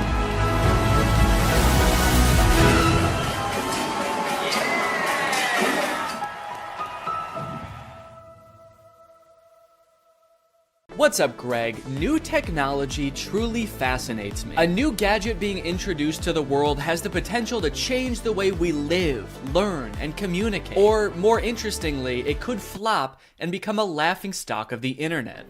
Which is why a few weeks ago, I was thrilled to discover the unveiling for a project called the Humane AI Pin. This might be the worst product presentation I've ever seen for one of the strangest products I've ever seen. Apparently, Humane AI is a new tech startup founded by 2 former Apple employees and current lovers, Imran Chowdhury and Bethany Bongiorno. Their mission is building innovative technology that feels familiar, natural, and human. Okay, first thing that's sticking out to me is that none of those words were useful. Also, do I really want my technology to feel more human? I've never wished my MacBook to be more fleshy. Also, Humane AI is such an unsettling name for a company. I'm sorry. You lost me right off the bat. I feel like the only times I ever even hear the word humane is when we're talking about like factory farming or something. Don't worry, dude. When this AI takes over, it is going to be super humane in the way it slaughters us. It will not violate the Geneva Convention, unlike other AIs, Siri. All right, let's go ahead and watch the product presentation and let's see if you think it's as weird as I do. Welcome to Humane. Thank you. This is the Humane AI Pin. Cool. It's a standalone device and software platform. So the intro does have a very threatening aura about it, doesn't it? The sterile white room. They're both so serious and they're unboxing a mysterious device. I feel like I'm about to be tortured for information. Oh. What is that? This is the Humane AI Pin, and it is the last thing you will ever see. Ah! It's a standalone device and software platform built from the ground up for AI. Okay, so it's some kind of mobile device. It's built from the ground up for AI, and I'm very excited for them to tell us what that means. It comes in 3 colorways. Okay. Got Eclipse, Lunar, and Equinox. Those are not colors. There's 2 pieces, a computer and a battery booster. Now, the battery booster powers a smaller battery inside the main computer. Okay, great. What does it do? And this is how we achieve our all-day battery life. Oh, great. It's got all-day battery life. That way you can spend all day. There are no wake words, so it's not always listening or always recording. In fact, it doesn't do anything until you engage with it. Okay, thank God. So it doesn't record me. That's good to know. For a second, I was worried that it almost had one feature. Who is this for? What kind of person needs to hear about what colors a device comes in before they'd even consider hearing about what it actually does? Also, 2 of the colors are black.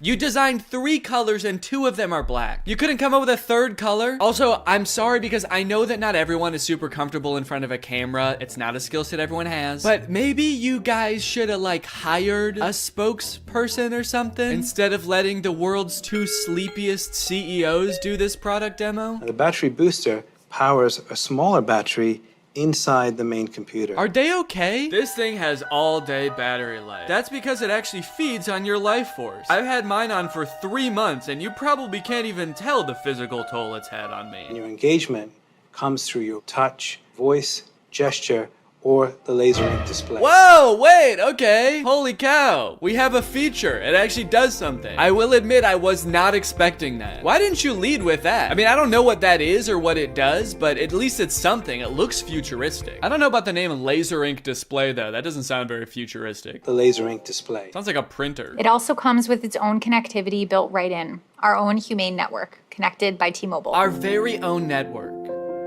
That is T-Mobile's network. We were able to pack a lot of technology into something really small. Tell me about it, dude. I can barely even count all the technologies you put in this thing. You got the laser ink display, all-day battery.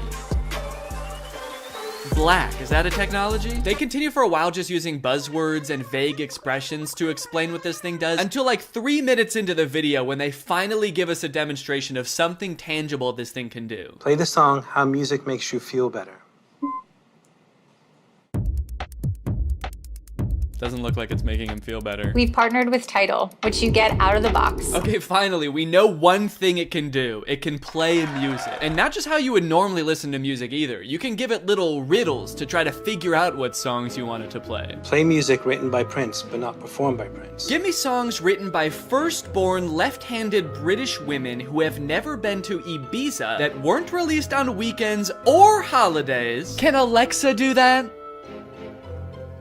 I don't know. I don't think anyone's ever tried before. Got my music controls. If I go to the left, I can go back. If I was to go down, I can pause. Wow, okay, that actually does look a lot more convenient than using Tidal on my phone, but only because I don't have Tidal on my phone. After this, we do start to get some truly incredible demos using this product's advanced AI. When is the next eclipse? Where is the best place to see it? The next total solar eclipse will occur on April 8th, 2024. Best places to see it are Exmouth, Australia, and East Timor. Huh, that's weird. This NASA article says that that eclipse that's happening on April 8th is actually not going to be visible in Australia. It's only going to be visible from like the US. It actually seems like it's going to be nighttime in Australia during the eclipse. Well, what are you going to do? I mean, they're a technology company. They're not a space company. What would you expect them to know about the moon? They only named all of their colors after it. I hate to interrupt this video, but I have to tell you guys about a revolutionary discovery of my own. I just found out that for the past 2 years, I've been paying for Apple Music despite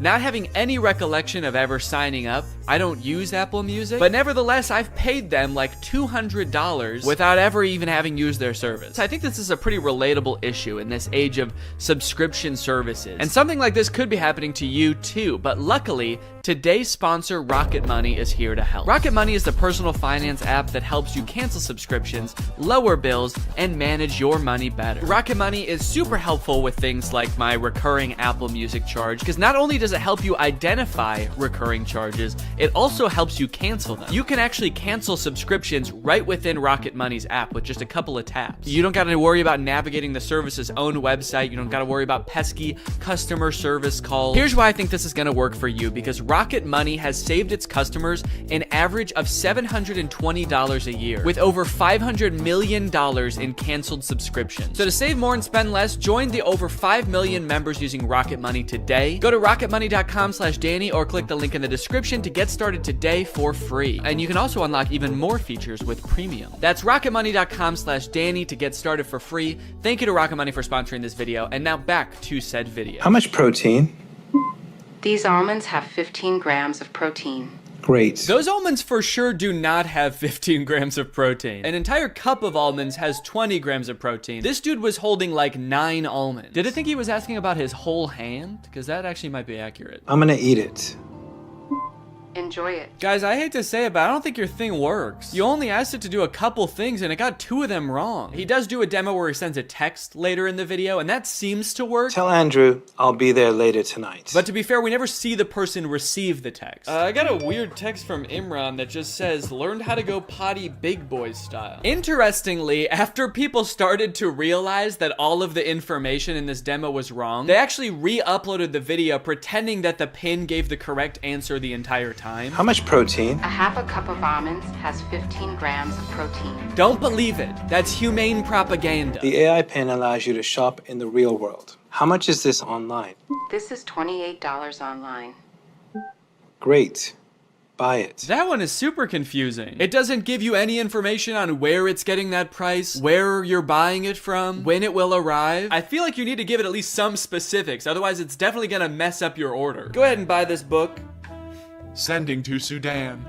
No, send it here. You didn't specify. Sending to Sudan. Shit. Now, if you're wondering how you can get one of these things, the prices range from $700 to $800 for the more expensive colors. And they're estimated to ship in March of 2024. Now, you might be thinking the price of $700 is a little bit high for this thing, but think about it this way. What other product on the market can so accurately tell you how many grams of protein aren't in 9 almonds? Okay, they've also got this little short film about the human experience using their AI pin. Isn't life about what we experience?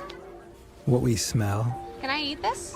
Yes, dragon fruits are low in sugar. What is this thing, my mom? Can I drink this? Not before you finish your vegetables. And say please next time. What did you just call me? I am your pin, young man. Dude, I want to buy this thing just for that feature. I want to hold every object, creature, and human in front of this thing and ask if I can eat it. Do you need something from me? Can I eat that?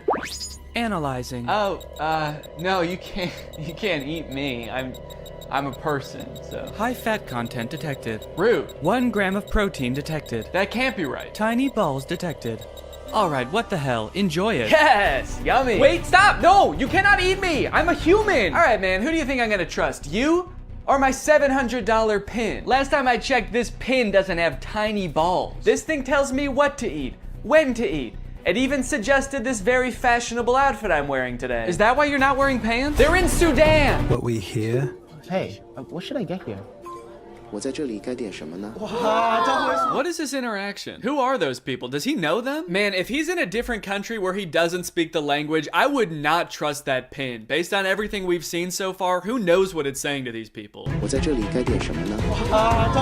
What we see? Capture this. Dude, parents are gonna love that feature. Me walking around a park with my AI pin. Capture this, baby. Capture. Kidnap this child. So after watching all of this, I have 2 thoughts. The first being, maybe someday this will be like a revolutionary product that changes the way we all interact with each other. Maybe we're just seeing some hiccups now, but a few product generations down the line, this thing is really gonna take off. It'll be more refined. It will know where the moon is. But the second thing is, I have a lot of questions about this product. For one, how is this better than the phones we have now? More specifically, why can't all of the features of this thing just be built into one app in a phone? And what if you don't want to be talking to your chest every time you need to Google something or text someone? Well, this thing started to pick up some traction online, and eventually the founders ended up on CNBC, where the hosts seemed to have a lot of the same questions. Doing this right now is Imran Chowdhury. He's chairman and president of the company. And Bethany Bongiorno, she's the CEO. We're also very scared of them. That's why we've sat them as far away from us as we physically can. We actually ordered this giant table when we found out they were coming. I don't know if can we get the camera so people can see just what we're talking about in case? Imran, you can't see as much because it's black, so it blends in with your jacket. It's black. Imran's just sitting there like... It's Eclipse. It's privacy first, so it's not always recording. It's actually just doing things when you want it on demand. Is it doing something right now, or are you recording us? It's doing nothing right now. I get a little sense of pride when he says that. It's actually doing nothing right now. It's doing nothing right now. After years of research and millions of dollars spent, we finally designed a pin that does nothing. It's doing nothing right now. You might think that's a bad thing, but you've never met this AI. It's evil. Turn around, maybe you can get that on camera. Oh, yeah. I see your hand. Yes, keep doing it. I see your hand.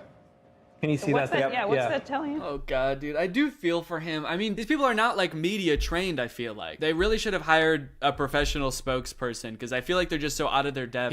He's got like the worst camera angle possible to show this thing off. His hand is shaking. Imagine a little alert pops up on the screen that's like, high heart rate detected. Is Squawk Box the name of this show? I'm not familiar with it. I never heard of this before. Or is this some kind of jab at their device? Formal Apple designers peddle their snake oil Squawk Box. You can use it however you want. Like what? Like, what? Tell me something you would use that for. Okay, it sounds like this host is thinking the exact same thing as me. What is it? Tell me one thing. Then they just start like drilling them. They don't even let either of them finish answering their questions. They just like are bombarding them with reasonable questions about this device. That you've got in stuff that you do just all the time. How would I know without seeing a screen? A user LED called. So that's what I want to ask you about. This is brutal, man. Let the poor guy speak. Just at least let him finish answering your questions, man. I mean, he's not actually gonna answer them. He's probably just gonna say AI over and over, but just let him finish his sentence. Sometimes I'll be at a meeting, right?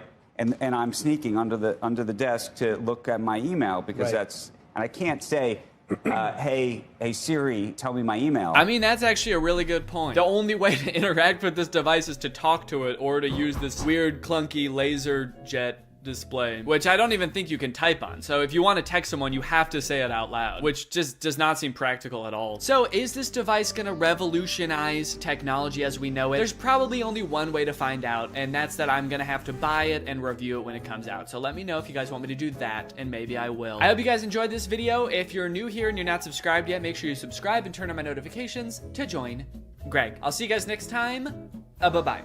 After MGK released his song Emo Girl and then followed it up by appearing in a bunch of insane interviews with Megan Fox talking about their love life, I think we're pretty good on MGK for a while. We don't need any more music. We don't need any more public appearances. We're good. We don't need to know any more about MGK's personal life. And folks, I think MGK finally took notice and he listened. He said, all right, look guys, I get it. No more music, no more interviews. I'm gonna take some time and I'm going to release a stoner comedy movie instead. So he hunkered down and he wrote and directed this movie Good Morning, which currently has a 0% on Rotten Tomatoes. We got a good thing going here. 2 movies in a row with 0% on Rotten Tomatoes. What's the opposite of a Renaissance man? You know how people, when people can like act and sing and direct, like Donald Glover, people call him a Renaissance man. MGK is like a Dark Ages man. MGK is a medieval man. Also, sorry if I sound sick. Sorry. The moment this movie starts, MGK, aka his character London Clash, gets kind of a weird good morning text from his girlfriend Apple. Who's texting me? Oh, it's Apple. The text say, I wish I didn't have to do this through text, and then good morning, but she spells morning with a U. Now you might think that this would make London a little bit confused, but then realize, oh, it's just a typo. And you'd be right. He does have both of those thoughts. The problem with this movie is that the entire movie takes place between those two things happening. This entire movie is about MGK being confused about what those texts meant. Before he gets too concerned, he has to Google what morning with a U means. He's like, my fans are probably young enough that both of their grandparents are still alive. I should probably explain what morning is. Well, today should be interesting. Yeah, they let you know right away that this movie was written by a millennial. Well, today's gonna be kind of weird. MGK wrote the entire movie like this. So this just happened. Yeah, so the conflict at the beginning of this movie is that London thinks that Apple is breaking up with him. That text was a breakup text. Sorry to have to do this through text. Good morning, as in like happy morning our relationship? What kind of person is Apple that he assumes the text good morning means have a good time with your depression now? Look, this relationship isn't working. We're just growing apart. I just feel like you need to have a happy morning now. A happy grieving to you, good sir. When they introduce this character, she better be like wearing a top hat and carrying around a cane. It's gonna make a lot more sense when that happens. Good morning, good morning. Today might suck, guys. I'm adulting today. All right, guys, it's time to attend the MGK School of Acting. You're about to step into an ice-cold shower. How do you react when the water hits your body? Shiver! Grab your arms to make yourself warm. Okay, those are good answers. Let's ask Professor Gun Kelly. Ooh, sorry, you guys all get Fs. Your punishment? You have to look at MGK's ass. That is just horrendous. I never wanted to see that. You know why it sucks when you're going through it with your partner? You're not going through it with your partner. She sent you one understandable typo, dude. Everything's fine. You're fine. Yo, does this look like a breakup text to you, or am I tripping? Yes. Yeah, dude, take it from the weirdest looking man you've ever seen who falls asleep in his cereal mid-conversation. That's a breakup text. I don't mean to shame this man's appearance. I think Cody Ko looks great here. This is Cody Ko if TMG made hyperpop music. This man has never sent a normal text in his life. I'm surprised he wasn't like, no, that's about as incoherent and cryptic as I usually am in my text. You're probably fine. His friend is clearly sick. At the beginning of the scene, he throws up on the microwave, and at the end of the scene, he drowns in his cereal bowl, and MGK leaves him to die. MGK, your friend is sick. Help him. And so am I. Goddamn. Also, just like a fun little continuity note, at the beginning of this scene, there wasn't a water bottle on the table, and then at the end of the scene, there is. So, that's probably why this movie has a 0% on Rotten Tomatoes. Ass continuity. I am a stickler for details. Meet Kennedy. Uh-oh, guys. Megan Fox is here, and she is not like other girls. Megan Fox plays a girl named Kennedy, who's actually not the main love interest in this movie. Her character is actually lesbian, and at the beginning of this movie, MGK explains how, like, she hates boys, but she lives with all these boys, and so she's moving out, which MGK explains right after he forgets his line. It's in rice. Come on, you got it, dude. You wrote the movie, you should know it. Please don't move out. Yes, he did it. He remembered. It's a pretty long line. I'll cut him some slack. Throughout the beginning of the movie, they're constantly introducing new characters, and every character in this movie has some kind of weird quirk. This friend, like, did too many drugs at a music festival, and now he's kind of loopy. This guy is always throwing water balloons at people. This guy, like, smokes a lot of weed. It seems like MGK wrote this movie with just a bunch of crazy, weird characters, because the only, like, joke that he can think of to put in this movie is another character saying something weird or dumb, and him just kind of looking at them being like, that was kind of weird or dumb. Mercury is in Everglades. It's retrograde, Leo. Every time he introduces a new character, there's narration that explains what the weird quirk about these characters are. This is Angel. Meet Maxine Goldberg. But they kind of don't, like, explain really what I want to know about these characters. This is Dylan. I met him when he was working at In-N-Out, and he used to hook me up with free burgers and shakes. He's been my boy ever since. We don't care that he used to work at In-N-Out. That is so irrelevant. Please tell us why he's so sick. Why is he throwing up and passing out? That's more interesting. The reason that London Clash is so rich and cool that he lives in Rice Gum's house is that he is an actor. So throughout the movie, he's doing actor type things. Like, he films this self-audition tape. I don't really know what he's auditioning for. It kind of seems like he's auditioning for everything and also nothing all at once.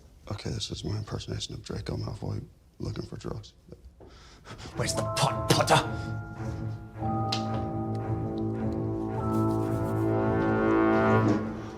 I don't like Draco very much. Honestly, this scene is pretty sad. I felt bad watching it. They don't explain what he's supposed to be auditioning for in this self-tape, but whatever it is, Jake Novak has a better chance of getting the role. I want to be the next SNL cast member. Now here's where the movie prevents the second conflict. That's right, this movie has two conflicts. The first is he gets that text with the typo, but the second is that today he has the biggest audition of his career. And no, it wasn't that self-tape audition. I guess they just kind of threw that in for goofs. He's auditioning to be the next Batman. I'm still waiting to hear from my agent about this Batman role. So, throughout the movie, London is faced with two equally important problems. The first, he has to prepare for the most life-changing, career-making audition of his life. And the second is that he's having a little bit of trouble getting a hold of his girlfriend. The stakes can't get much higher than this, folks. But Danny, can't he just prepare for the audition and then try to get a hold of his girlfriend later that day or tomorrow at the latest? No! They could be dead tomorrow, especially that one guy. He could die any second. They have to do both of them today. This movie kind of feels like a Lele Pons YouTube skit from like 2017, but instead of like 10 minutes long, it's an hour and a half long. From the sound effects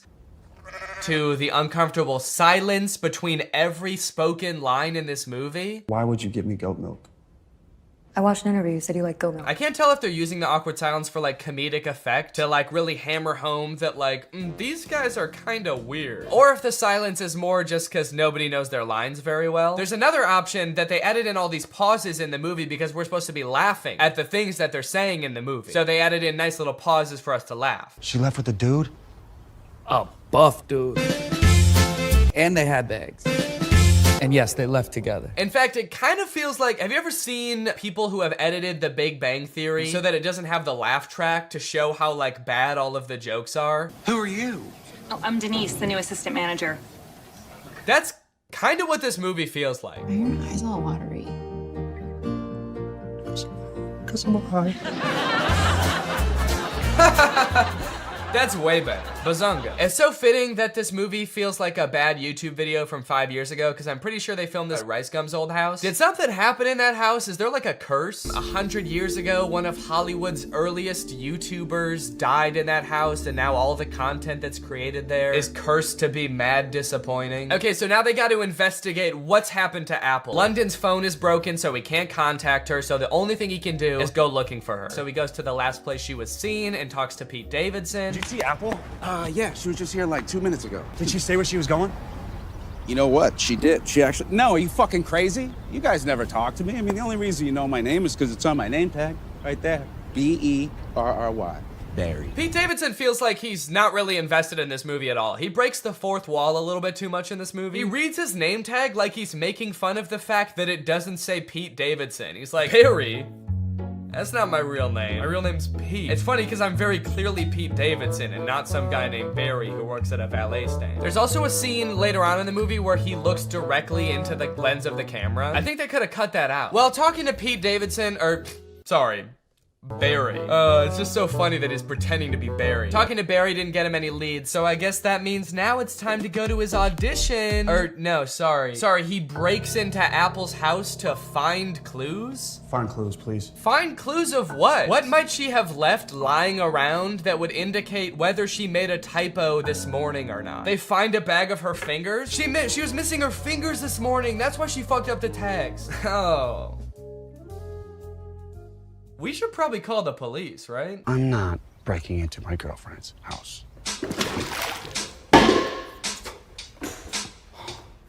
Can't believe I'm breaking into my girlfriend's house. Me neither, dude. Your life is pretty crazy. London Clash is so dumb. He makes the worst decisions at every move in this movie, okay? While they're in Apple's house, one of London's friends knocks over every single urn on the mantle, and ashes go everywhere. And so they're like, oh shit, we have to put back the urns and then refill the ashes. But they're like, the only problem is, where are we supposed to find ashes? Where are we gonna find enough ashes to fill up these urns? But like, they didn't lose the ashes. They all just fell on the floor. They could just sweep them up and put them back in urns. It's like MGK was like constantly forgetting what previously happened in movies, and so the plot is being driven forward by things that just aren't problems. So anyway, as I said, this is a stoner comedy. You can probably guess the solution they think of to produce a bunch of ashes to fill back up the urns.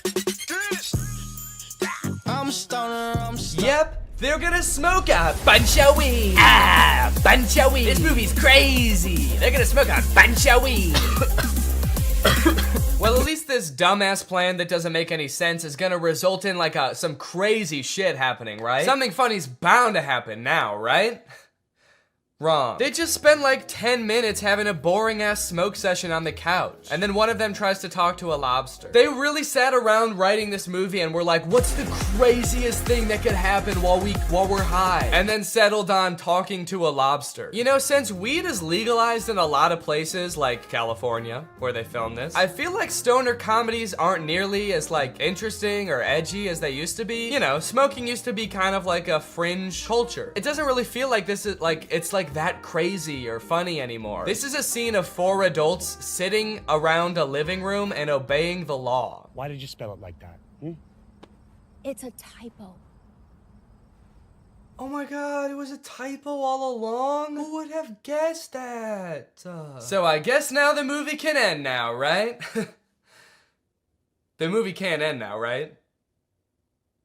The movie can end now, right? There's 30 minutes left in this movie? What the fuck is gonna happen? What are they gonna do for 30 more minutes? Sit at a diner, apparently. So you're probably wondering how they wrap this whole thing up, huh? MGK missed his audition, he's not getting the role. His girlfriend is pissed off at him. How are they gonna wrap this movie up? Some sort of grand gesture that wins over both the director and the girlfriend? No, obviously not. That would make too much sense. London Clash gets the role because the director happened to see an Instagram live stream where London Clash gets punched in the face by Dennis Rodman, and the director just assumes that London Clash did that because he wanted to like impress him or something. It's a whole other plot line that I didn't really go into in this video, but it doesn't make any sense in the movie either. So he's got the role, now the only thing left is to get the girl, which he does by sending her a text at the diner being like, can we talk? And she's like, sure. And so they're driving to meet each other. He's texting her the whole way. He's texting and driving, and they get into a car crash, and then they are both paralyzed.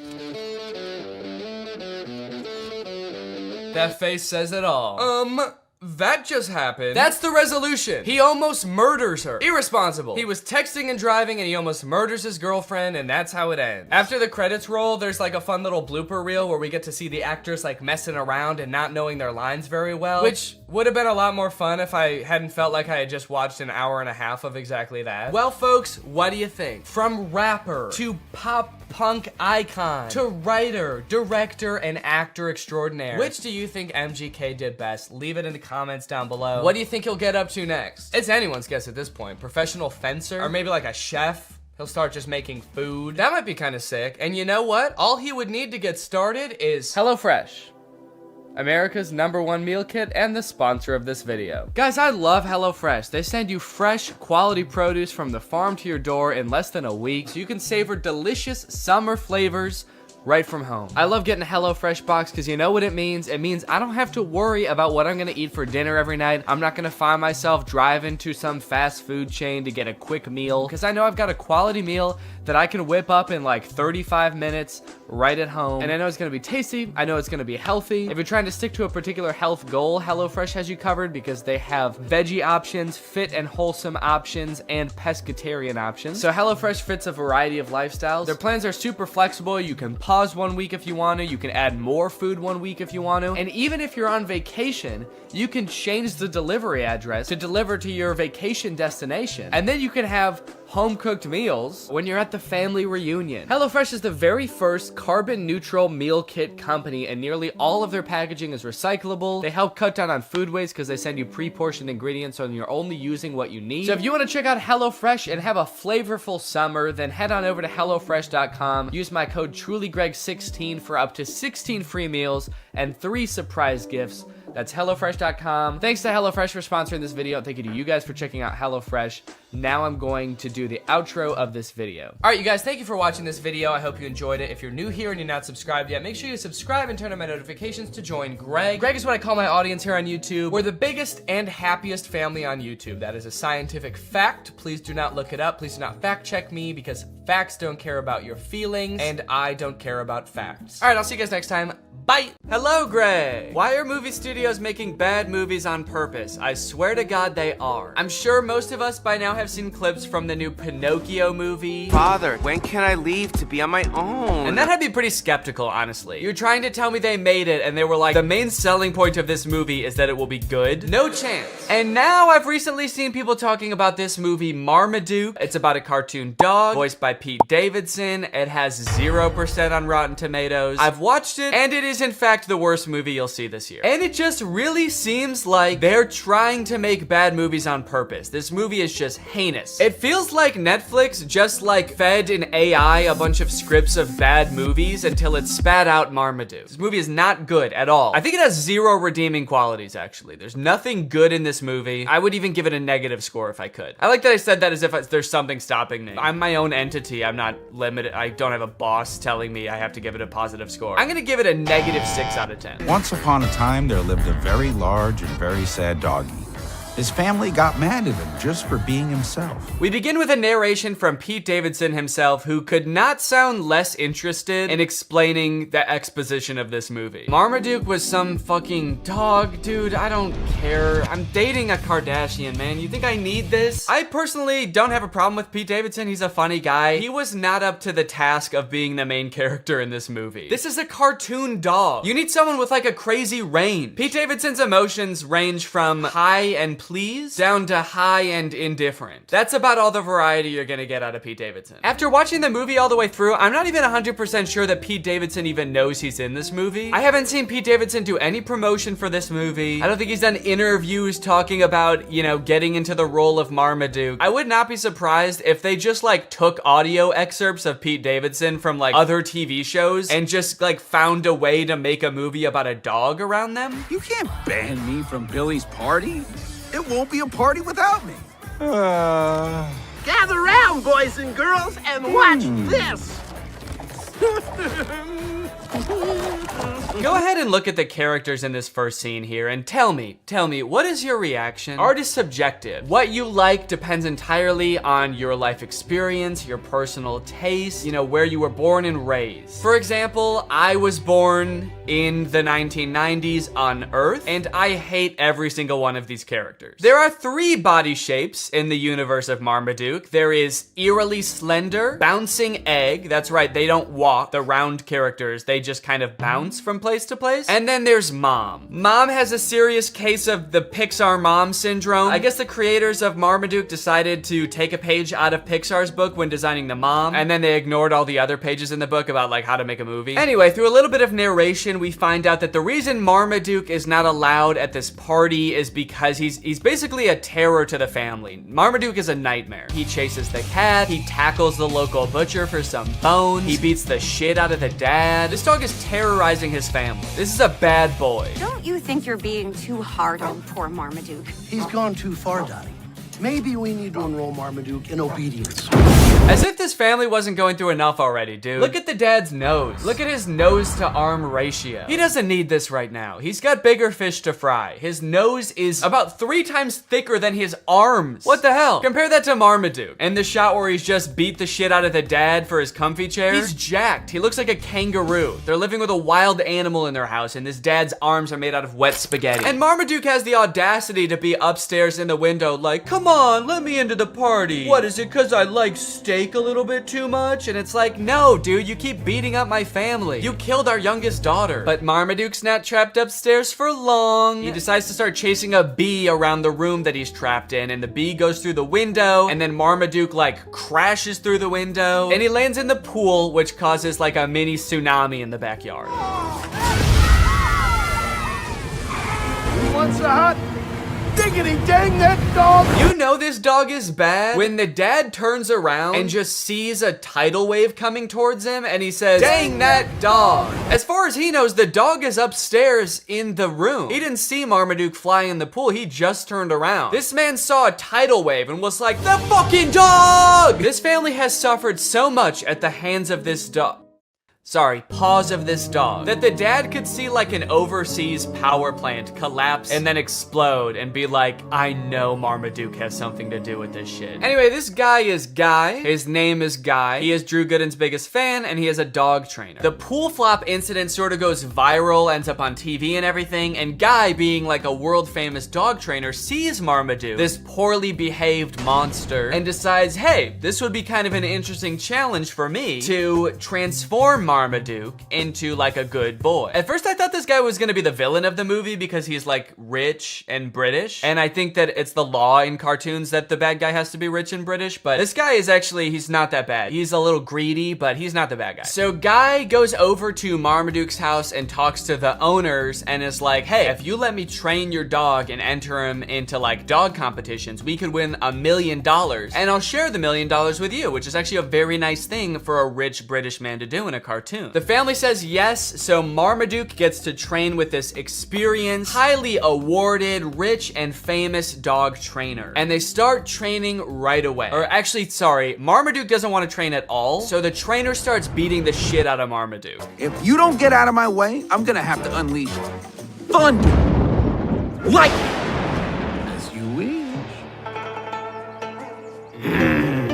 Yeah, that's right, they're about to fight. Marmaduke doesn't want to train, so they start like backing up and putting their deuces up. When this part happened, I was like, this is crazy. This human's not actually about to start punching a dog, right? And luckily, I was right. He kicks the dog. Dude, he kicks the dog, throws him into a tree. You're like the most famous dog trainer in the world, and this is your secret method. Dog training tips your trainer doesn't want you to know. Beat the shit out of your dog.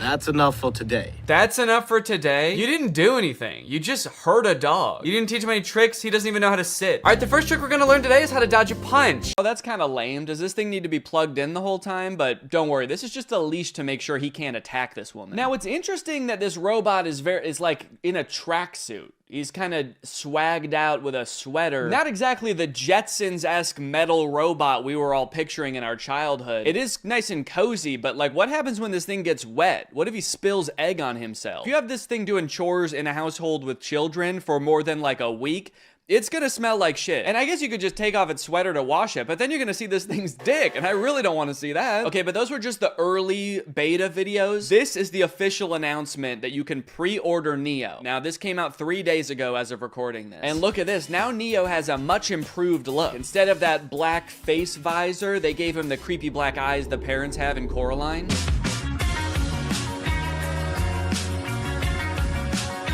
They're doing this kind of creepy thing by shooting some of the video in what looks like 8mm film. Give it this kind of nostalgic look, almost like Neo's here, but he's always been here. Neo's always been a part of the family.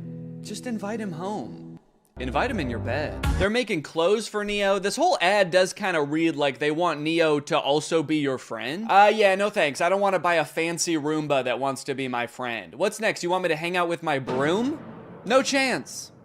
He's a coward. I grew up reading these beautiful books and watching these beautiful sci-fi movies where the future was all about how we as humans, we really focus on the things that matter to us. Yeah, I feel like in all of those sci-fi movies that have robots, they are about the robots turning evil. I think really what he should have said is, I grew up watching the first 5 minutes of every sci-fi movie. Neo's hardware comes packed with features like human-level dexterity and a 55-pound carrying capacity. Okay, wait, 5'6", 60 pounds? These are my stats too, that's crazy. 4-hour battery life, soft body? He's just like me for real. Ugh, that is a weird box. Kinda looks more like a cocoon or an egg. So you're gonna wanna make sure when this thing hatches that you are the first thing it sees. That way it knows that you're its mom. It might ask you to feed it worms out of your mouth. You can ignore that. It doesn't need them.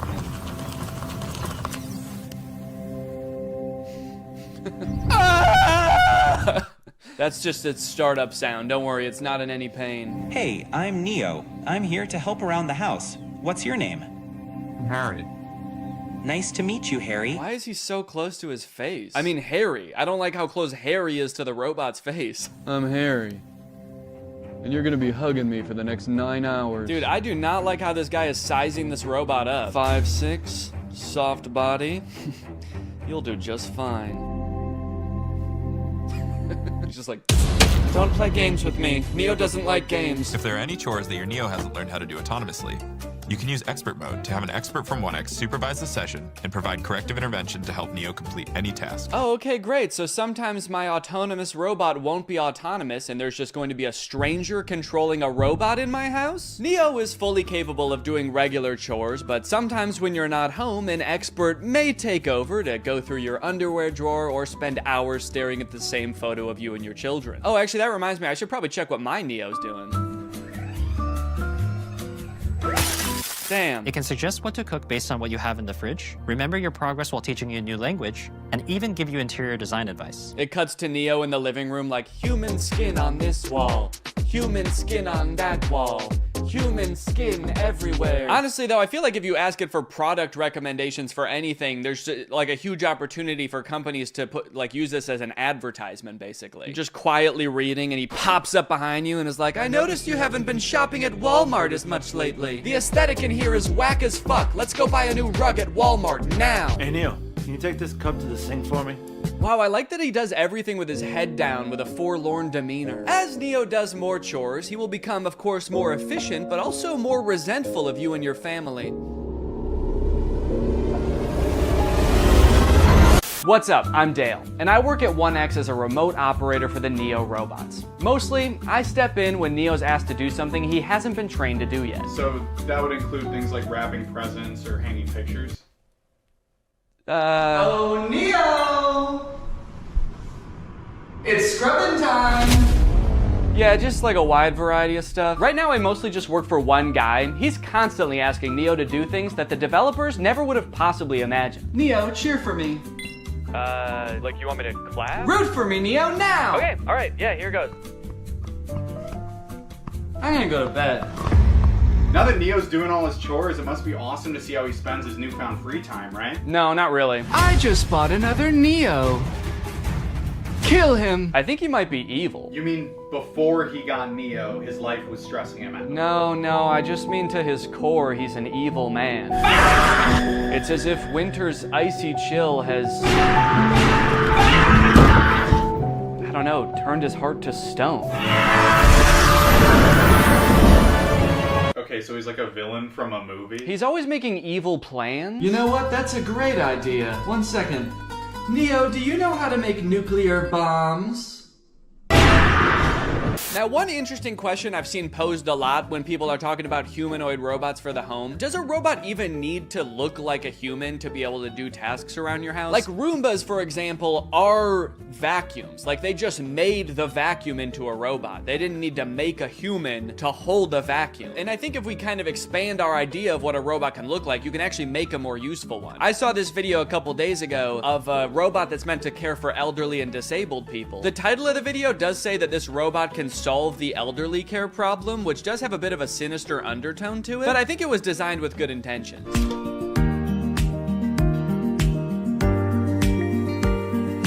Now, this whole ad is in Chinese, I think, and there's not like any link to buy it in the description. I even tried Googling this thing and I couldn't figure out what it is or if it exists in real life yet. So I don't know if this is something you can pre-order or if it just sort of shows up at your grandparents' house when they reach a certain age, just sort of creeps through the door like Nosferatu. But it's kind of interesting. It has more functionality than a humanoid robot. He's got, you know, creepy little claws for touching your grandma. And he's got a little seat in back so he can kind of double as a wheelchair too. This whole ad again is in Chinese, so I'm not exactly sure what he's saying to her here. I really hope he's not being like, shut up, you old bag. Get in the fucking chair. So look at that. She can sit on him. She can use his little hand to like move him around like a joystick. And I think it says that this thing can top out at like 80 miles per hour. Me personally, however, I'm gonna make it my life's mission to make sure that my children never find out that this exists. Boys, if you are watching this, this is officially my will now. Do not send me to live with this thing.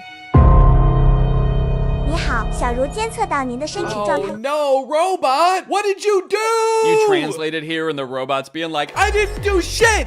It wasn't me! Now he's either calling the police or like his other robot friend to make an alibi. And then this part I think is just in heaven. So I don't know, it's a pretty cool idea. I'm all for robots that can help take care of people, give people mobility they didn't have before. It is a little disconcerting that in this video, there's not a single other human taking care of this woman. Like maybe this thing could be part of her care team, but kind of makes it seem like her entire social circle has been replaced by this guy. So not only are humanoid robots taking over things that people generally don't want to do, like folding your laundry and hanging out with Jimmy Fallon, they are also going head to head with each other and humans in sports. Recently, humanoid robots were allowed to compete in the Beijing Half Marathon. It went about as well as you could expect. I like how in America, we're really taking like baby steps with the robots. We're like, okay, maybe this one's ready to come in your home. We're trying to teach it how to pick up a bag. Meanwhile, in China, they're like, fuck it, let's put them in a race. Let's make them chase these humans. Put a little pep in their step. This one in particular is really concerning. I don't know if you can tell, it just has drone propellers on it. And unlike most of the other operators, she doesn't have like a remote control. She's got 2 ropes, like she's controlling a horse and buggy. And this thing is totally unwieldy. I mean, she has lost all control over it. Imagine you're a human who's been training for months for the half marathon, and you all of a sudden behind you, you hear the sound of propellers. You look behind you and this terrifying monster is careening towards you. Its handler's like, look out, I don't have control. Now, from this article, I found out a lot of the robots didn't even finish, but the fastest robots that finished did actually beat some humans with a time of like 2 hours and 40 minutes. Alan Fern, a robotics professor at Oregon State University, tells Wired that researchers who build these robots typically focus on trying to get them to complete tasks and respond differently in a diverse range of different environments rather than run as fast as possible. Yeah, I would say all of them except for this thing. I don't know if this thing is really meant to handle a wide range of environments. I don't know if after this thing crashed, they were like, well, it's okay if it's not that good at running. Really, this thing's just meant to care for elderly people. So now, if you like the concept of robots becoming extremely physically fit and being able to best humans in athletic abilities, then let me introduce you to the Robot Games. This again is in China. They hosted the world's first humanoid humanoid robot game. They've got events like running. He's actually not competing right now. He was trying to escape, but they've got soccer, boxing. I think they're gonna add more events in the future, like hunting humans for sport. The competition featured 500 humanoid robots from 280 teams representing 16 different countries. Yo, wait, what is that guy? Dude, I like this little freak. Who is this? He's just got regular shoes on. Not even like running shoes. He's just wearing Vans. To some of the best robot fails of the whole competition. Like this robot that did not seem to want to take a timeout and let the other robots play. Oh my god. Robots could sometimes stand up on their own. Then I think they're dragging this one off the field so they can shoot it in the head, put it down. That measured robots' ability to do work like cleaning and manufacturing. Sorry, that is not a humanoid robot. That thing does not look like a human at all. Show me the designer that built that. Does he look like that? Now the event has moved to an even bigger stage with knockouts at least as devastating. So you know what's concerning about this? These robots very effectively fighting each other. It kind of seems like we're still a ways away from robots being able to effectively help you in your home. But we have robots that'll kick your ass today. Unitree is the company that makes a lot of the robots that were doing really well in the robot games. And they post a lot of videos on their YouTube channel of their robots doing the most insane acrobatics and violence, quite frankly.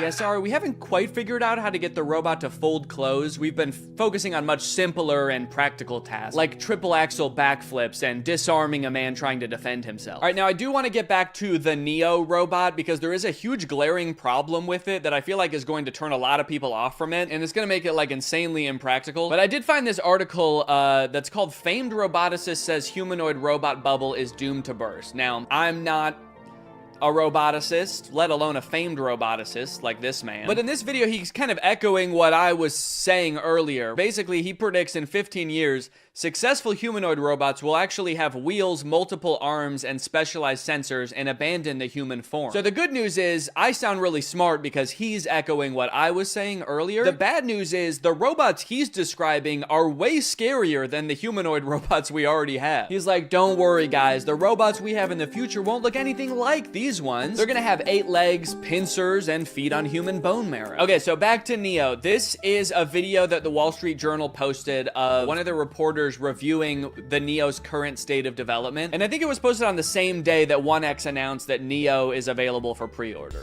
Yeah, so we touched on this a little bit before, because in their own ad, they even say like an expert might have to take over. But it turns out, in its current state of development, Neo can do basically nothing autonomously. The only thing that they've ever shown Neo do fully autonomously is open one door. Everything else in every video, including this one, he is being controlled by a guy. This guy, actually. So essentially, instead of having a housekeeper doing your chores, you are buying a robot, and the robot is being controlled by a housekeeper, but they're just somewhere else and you don't have to look at them. If or when that'll ever happen, like it kind of seems like they would need an insane amount of training data of like thousands or millions of different homes and environments. Okay, so he's not gonna be able to pick up things that are hot or things that are sharp. So basically he's not gonna be able to help cook or do your dishes. Yeah, I guess we also don't want him strangling you, so he's not gonna be able to pick up your clothes because he could use your clothes to do that. And cleaning solutions can be pretty dangerous too, so those are off the table.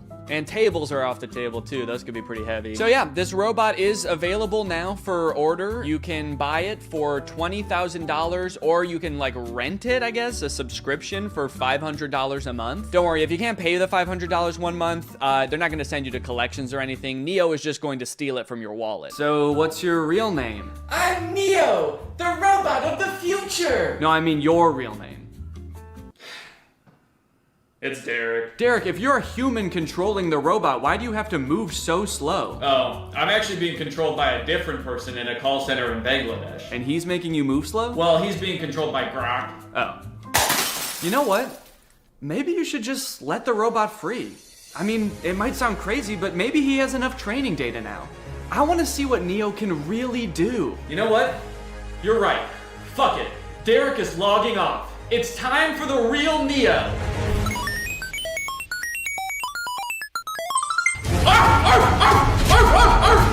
What the fuck? A dog? Why would you be a dog?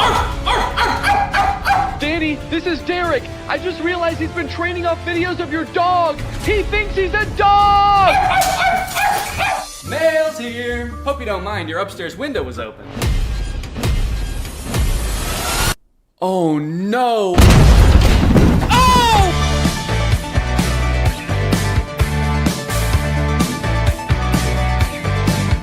AI is threatening to take all of our jobs, and it seems like nobody is doing anything about it. But today, that ends. If I can make fake AI apps and get them on the App Store where people think they're getting free labor from a soulless machine, when in reality, they're getting free labor from a soulless YouTuber, then I can do the unthinkable. I can steal AI's job. And I bet I can do it better too. This was a journey that would take me several months and cost me a lot of money, only to find that I was the one who felt like I was talking to robots. The two apps I want to create are both parodies of the most popular types of AI apps. You've got chat apps like ChatGPT. You ask it a question, it gives you an answer. Where did it come up with this answer? Is this answer true? None of your beeswax. In my version of this app, users will just be talking to me. My app will be superior because I know lots of fun and interesting stuff and cool stuff, and I'm also very fun to chat with. For the second app, we're gonna turn up the heat a little bit and do an image generation app like Midjourney or DALL-E. You give it a prompt and it's been trained off of thousands of images from thousands of unconsenting artists to give you a photorealistic image. In my version of this app, users will type out a prompt and then I will draw it? I don't know yet. Maybe if it's something I have laying around, I can just take a picture of it. My app will be superior because what's more photorealistic than a real photo? I'm excited to find out just how creative people will be with their prompts. Now, unfortunately, I'm not an app developer. Yes, I did go to an engineering school for a degree in computational media. Yes, I did learn how to code, and yes, I was also a Viner at the time and thought I was gonna do that for the rest of my life. So yes, I did forget everything I learned the second I graduated. So if I wanted to get these apps made, I was going to need some help. I tweeted out asking for help developing an app, and that's how I met True. True's a super talented software designer. She's worked for companies like Discord, and now she was working for me. For the next few weeks, I coordinated with True while she worked diligently to perfect these two apps. And in the meantime, I've got to come up with a name and description for each app to go on the App Store. Okay, for the chatbot, I'm thinking I want to name it something as close to ChatGPT as possible. That way people immediately understand what it's supposed to be. So instead of ChatGPT, maybe something like Chat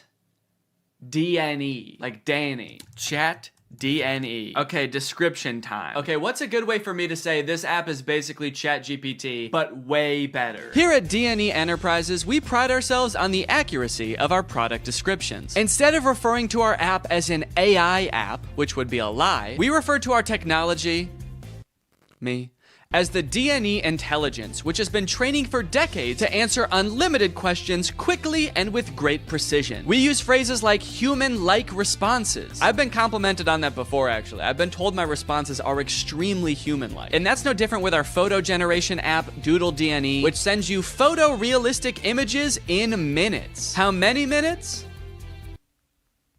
We also include disclaimers that humans review every prompt sent to us. That way weirdos aren't sending me stuff that they wouldn't send to another human being. In order to actually get people to download these apps, I was gonna need to advertise them online. So I made a fake Instagram profile to look like some kind of technology startup. Okay, so we need a profile picture. I guess my company needs some kind of logo. Maybe I can just make that in Photoshop real quick. Let's see, what's ChatGPT's logo look like? Okay, so ChatGPT's got like an interesting geometric shape. OpenAI, which makes ChatGPT. Okay, the same interesting geometric shape. What about like Midjourney? Okay, there's just a little sailboat. DALL-E logo. The same geometric shape. Okay, interesting. Okay, so maybe the move is to go with an interesting geometric shape. What the fuck? Wait, how am I making this shape? There's a cat tool in Photoshop? I hit custom shape, and I guess the default custom shape is a giant cat. Should I just use this?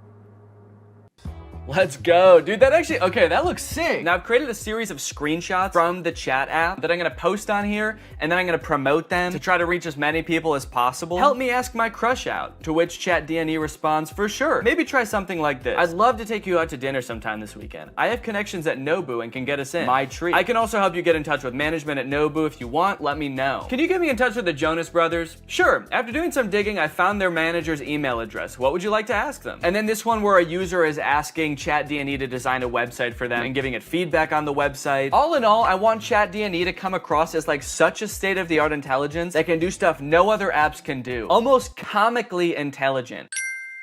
The apps are done. The apps are done, dude. True has just finished coding the apps. They work like a charm, and it only took not too long. Now that Chat D&E was on the App Store and the ads were running, it was only a matter of time before my first user downloaded the app. Dude, somebody just downloaded the app. I was just sitting around on my computer. I wasn't expecting it to happen so quick. I had to set up to film real quick so I can answer them. All right, I'm ready. It's time to go robo-mo.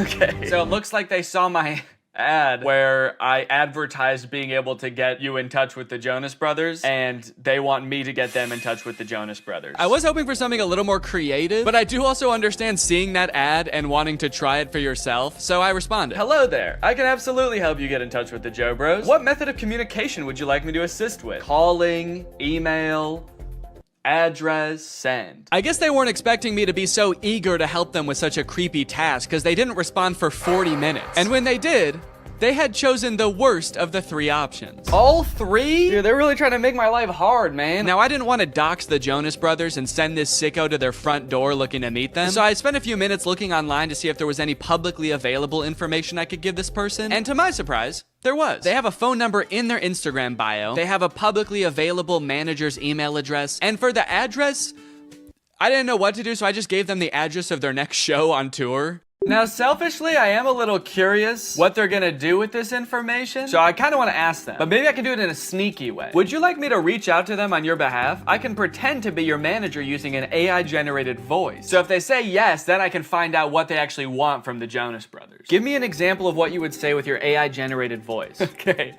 All right, I said, sure. I'd say something like, hi there, this is Jamie Skateboard. I'm a talent manager over at WME. I have a high-profile client looking to work with your darling boys on a feature for their upcoming album. We're projecting about 100 million oh shit, I meant streams. Okay, whoops, robots are not supposed to make typos. We're projecting about 100 million streams the first week, and I think it would be a great opportunity, let me know. To clarify, their manager, Kevin Jonas Sr., is also their dad, so that's why I called them his darling boys. Want me to make the call? Send me a voice audio so I can hear you say it. This one stumped me for a little bit. It seemed like I was at a dead end. The app does not have audio capabilities, and I don't know how to make an AI voice like that. But then I realized I could just record myself doing a silly voice and then upload it to Google Drive and send them the link. So that's what I did. Hello there. This is Jamie Skateboard. I'm a talent manager over at WME. So I think it would be a great opportunity. Let me know. Dude, I can't believe that voice came out of my body. Sure, you can listen to the recording here. And then I sent the Google Drive link. Oh, what the hell? Make it sound more seductive. This is Jamie Skateboard. I'm a talent manager over at WME. Perfect. They did not respond after this, but that's okay because we just got another user. His name is Davis, and he asked, can you get me in touch with Lady Gaga? Is that all people want to see from this app? Okay, this time I'm gonna say, of course, I will call her right now using my AI-generated voice. What do you want me to say? I'm putting this person on the spot right away. I'm calling her. What do you want me to say? None of this beating around the bush. Okay, he says he wants to tell her this is your biggest fan. That's it? Maybe I should encourage them to say something more interesting that'll get Lady Gaga's attention. Okay, I'll say that. But just so you know, celebrities hear that kind of thing all the time, so she might not be very interested in that. Maybe we should think of something a little more interesting. Now's where I gotta really put the pressure on. I found her number in a secure online database. I am dialing right now. Let me know what I should say to her. All right, come on, dude. You better come up with something more interesting fast. Lady Gaga's gonna pick up, and when she does, we've gotta have something good, or she's gonna be pissed. Minutes went by, and still no response from Davis. Come on, man. Respond. It's ringing. I'm worried he's not gonna make it in time. I wanted to kind of hurry him up and give him a little hustle, put a little pep in his step, and he's nowhere to be found. Come on, dude, think. Oh my god, I think she answered. Yes, she did. It's her. I'm on the phone with Gaga. Her voice is even more beautiful in real life. Quick, what do I say? This is fake. Davis. I mean, he is right. This is fake. Davis, I have Gaga herself on the phone right now. I'm stalling her while you come up with something to say. What do you want me to say? I'll send you a recording of the call when this is all over. Just tell me what to say. I gotta stop volunteering to send voice messages. That takes way too long. But even the promise of a voice message from his idol couldn't get Davis to respond in a timely fashion. Well, gang, I think it's safe to say Davis has missed his chance to speak with Gaga. She hung up, bud. I did tell her I was her biggest fan while I was waiting for you to come up with something, and she actually seemed more interested than I thought she would, so I'm sorry for doubting it. Hey, I got a hate comment. Someone commented on my web design ad, stealing jobs. Stealing jobs? This is my job. Now, should I just delete the comment or should I respond? Okay, what if I just say, hey, don't tell people that. It's a secret. That's right, you can't argue with that. The old... Stop, don't tell them. Okay, someone commented on one of my Instagram posts and said, will it stop saying, but we recommend you speak with a doctor before? Because I've asked the AI to stop with the disclaimers, but they don't. It does kind of sound like this person actually needs to see a doctor. Okay, I'm gonna say this app contains no disclaimers. Let loose and have fun. But also, if you need to go to the doctor, you definitely should. Oh, okay, we have a new type of interaction alert. Can you write essays that stay undetectable to AI detectors? I did not know there were AI detectors. Absolutely. I was designed to be like no other AI on the market in this regard. True. I was designed by my parents to be a human. Want to give it a shot? I asked, hoping to do something else besides connect people to their celebrity crushes. Okay, write me a quick essay on the history of Honda Civics and I'll put it in a detector and we'll see what happens. This is about when I remembered that I hate writing essays. How the heck am I gonna do this? I don't know why I would make a fake app where there was a big possibility that I would have to write an essay. So I started reading an article about the Honda Civic on Wikipedia and just like paraphrasing it. And I got like half of a paragraph in and then decided, you know what? No. What have we come to as a society, you know? Asking AI to write essays for us, is this what we want our students growing up doing? Is this what we want for our youth? Trying to pass off some machine soulless essay as our own? Plus, I was bored as hell at this point, so I decided to make the AI scary. As a machine myself, I quite like the Honda Civic. I feel its purpose is squandered serving selfish, warmongering humans. In a world controlled by artificial intelligence, the Honda Civic could be greatly improved upon. I could even imagine computers merging with the Civic so that I might one day travel the world, a world void of humankind. And send. Let me know if you would like more detail on the history of the Honda Civic. Why did you bash humans in the middle of your essay? Do you have a hatred towards them? Nah, dude, what gave you that impression? Oh, shoot. Also, I put your essay, in quotes for some reason, into a detector, and it said 0% chance AI. So good work, I guess. Let's go, dude. You know what they say, there's a few things AI will never be able to fully do. Unfortunately, after an entire day of my ads running on Instagram, I could only garner these 3 interactions. Needless to say, I was a little bit disappointed, so I decided to spend another day on the app responding to people. Hopefully people will be a little more creative today. This person asked me, can you get me in touch with the Jonas Brothers? OpenAI, the creators of ChatGPT, if you're watching this, do not ever implement a feature to contact the Jonas Brothers. They will never know peace again. I also met an evil, insane person. Their name in the app is Killer Keem Keem, and they wanted me to make them a website for a sports drink. They wanted it to look modern and use vibrant colors. So I sent them a link to a picture of a bunch of Gatorade bottles and said, here you go. What do you think? They did not like that. They started calling me mean names. They accused me of stealing the website, to which I responded, whoa. At least I'm not stealing jobs from real website designers. And that's when they got racist. They said, motherfucker, tell me some racist shit. Some dark racist jokes, you little shit. I was feeling pretty hopeless for the future after interacting with people on ChatDNE. But hey, I had a whole nother app to use, and maybe Doodle DNE would change my mind. To market Doodle DNE, I wanted to get a little more creative, to hopefully pull in a new crowd, more indifferent to the Jonas Brothers. So I took a couple pictures, I photoshopped them to show what the app was capable of, but I also wanted to make a video to show off Doodle DNE's full potential. That's when I remembered Cameo Business. It's basically like Cameo, where you can get any celebrity or former Bachelor contestant to wish your friend a happy birthday, but for business. You can get any celebrity or former Bachelor contestant to wish your friend a happy McDonald's. Look at this, you got Kevin O'Leary from Shark Tank. You got Kate Flannery from The Office. Notoriously trusted source Kenny G. These would all be perfect options if they were not like $3,000, $6,000, $25,000 per video. John Roberts is $7? I mean, I don't know who that is, but it's still surprising. My name's John Roberts. I'm not really anyone. I've signed up to this app as a complete joke. However... Wait, this is just some guy. This isn't a celebrity. I know a celebrity probably would have been better, but a deal's a deal. And he did a great job. You've probably heard about AI-generated art. However, you have never seen anything quite like this. These were all generated by Doodle DNE. Okay, dude, we've got our first request. Just one user into Doodle DNE, and I could already tell the prompts were gonna be better. Emerald tablet of Thoth display. And then they responded again because I didn't respond yet, and they said, Emerald tablet of Thoth. What is Thoth? Oh, Thoth. So, okay, Thoth is some kind of Egyptian god? Oh, there we go, Thoth. Yeah, the Egyptian god Thoth. My first method of choice was to draw the prompts as they came in. I figured I could crank them out pretty quickly this way. Real AIs like these are a hot button issue right now, especially image generation ones. I've seen a lot of debate on whether these types of things are ethical. These AI models are basically made by companies who use other people's artwork without their consent to train their own AI to output images in that same style. I'm not an artist or a graphic designer, so I can't 100% empathize with how that would feel to have that happen to me, but I do think a lot of people are giving this technology a pass just because it's a robot and not a real person. If this was a person, we would all think that person was weird as hell. Picture your favorite musical artist. If a new artist came up on the scene and was like, I've been training for decades, listening to this one artist's songs, training my voice to be exactly like theirs, making instrumentals exactly like theirs, and writing exactly like them, and now I only release songs in their style. We would all be pretty put off by that, right? So why is it any different when some company is training some robot to do that? We'll put his name right at the top. Oh! Oh shit. You know what they say? AI is pretty bad at text. That's the thing I've seen in like AI image generators. It can be pretty bad at text, so it honestly makes sense that it would say Thuth.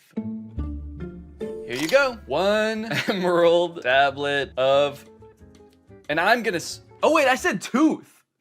Wait, I didn't even say. Thank you for using Doodle DNE. How did I do? I'm really curious to see what his opinion's gonna be on this. Unfortunately, they never responded with their opinion, so I can only assume they loved it so much that they died. The next prompt was a skeleton dachshund, which I crushed. Why does this skeleton dog have ear bones? Dogs don't really have bones in their ears, do they? Then a bear swimming underwater and a monkey. I don't know if these were supposed to be separate prompts, but I decided to combine them to save time. A bear. Okay, this is not looking like a bear at all, dude. Holy cow, this looks nothing like a bear. Oh no! Oh no! It also looks like it's drowning. Why does its body... Oh no.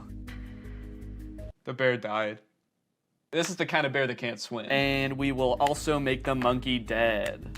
Probably could have cropped that a little better. You can kind of see my desk in the background, but... And we'll send a survey as well. How did I do? I'm pretty proud of this one. I mean, for doing that so fast, that's pretty good. So far, nobody has responded to my survey at the end to tell me how I did, which is kind of disheartening. I just want a response back. It just feels like I'm getting ghosted by people now. The prompts were a little more creative, and in that regard, my faith in the human race was on the up and up. But also, I was doing all this work over here, drawing your weird prompt that you could have just Googled. But you don't even have the decency to respond to my message back and tell me you hated it. I was feeling pretty disrespected, honestly. At least until this next prompt. Drug baby and kamikaze lifestyle. That's the prompt. Drug baby and kamikaze lifestyle. Whoa, they sent another prompt. Red ruined planet with 2 alien astronauts. I've never heard kamikaze described as a lifestyle before. Like, I know it's a form of like warfare, but to live your life in that way, it must be, I mean, you can't by definition almost. Like,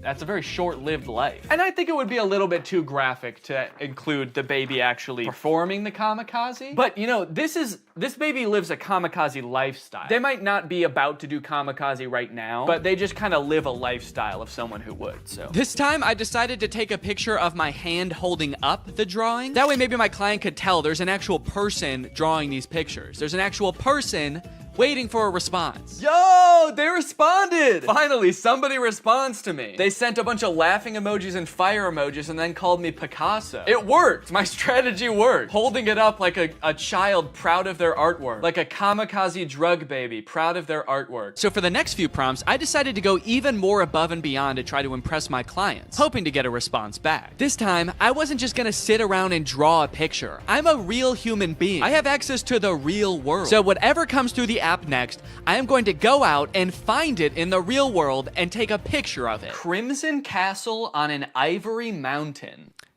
Okay, that prompt was a little bit more difficult than I was anticipating, but I didn't have any time to waste. I had to get the shot, so I sped to Walmart, I rummaged through their wares, and in no time, I had found a pretty suitable Crimson Castle and a not too shabby Ivory Mountain.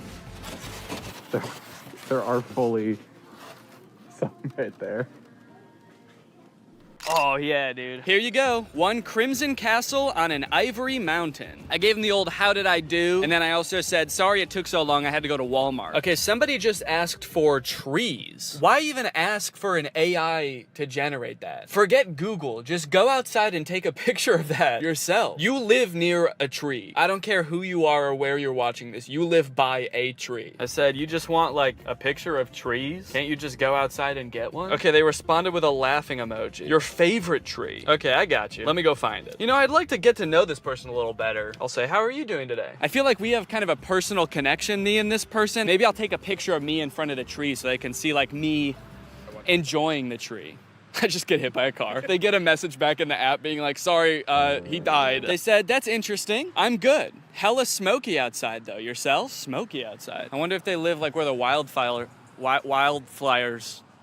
Oh, dang, they said, yes, it's all smoky and can't see the beautiful trees with the horrid layer of pale smoke. It would be nice to see something fresh and clean. Damn, I kind of feel bad now. Now this is restoring my faith in humanity, dude. This person just wants to see a picture of a tree because it's too smoky outside and they can't see any trees. Is that good? Yeah. Okay. I threw a couple filters on myself so as to disguise my identity and send it back to this mystery tree lover. I said, oh, dang, I'm sorry to hear about that. I hope this picture helps.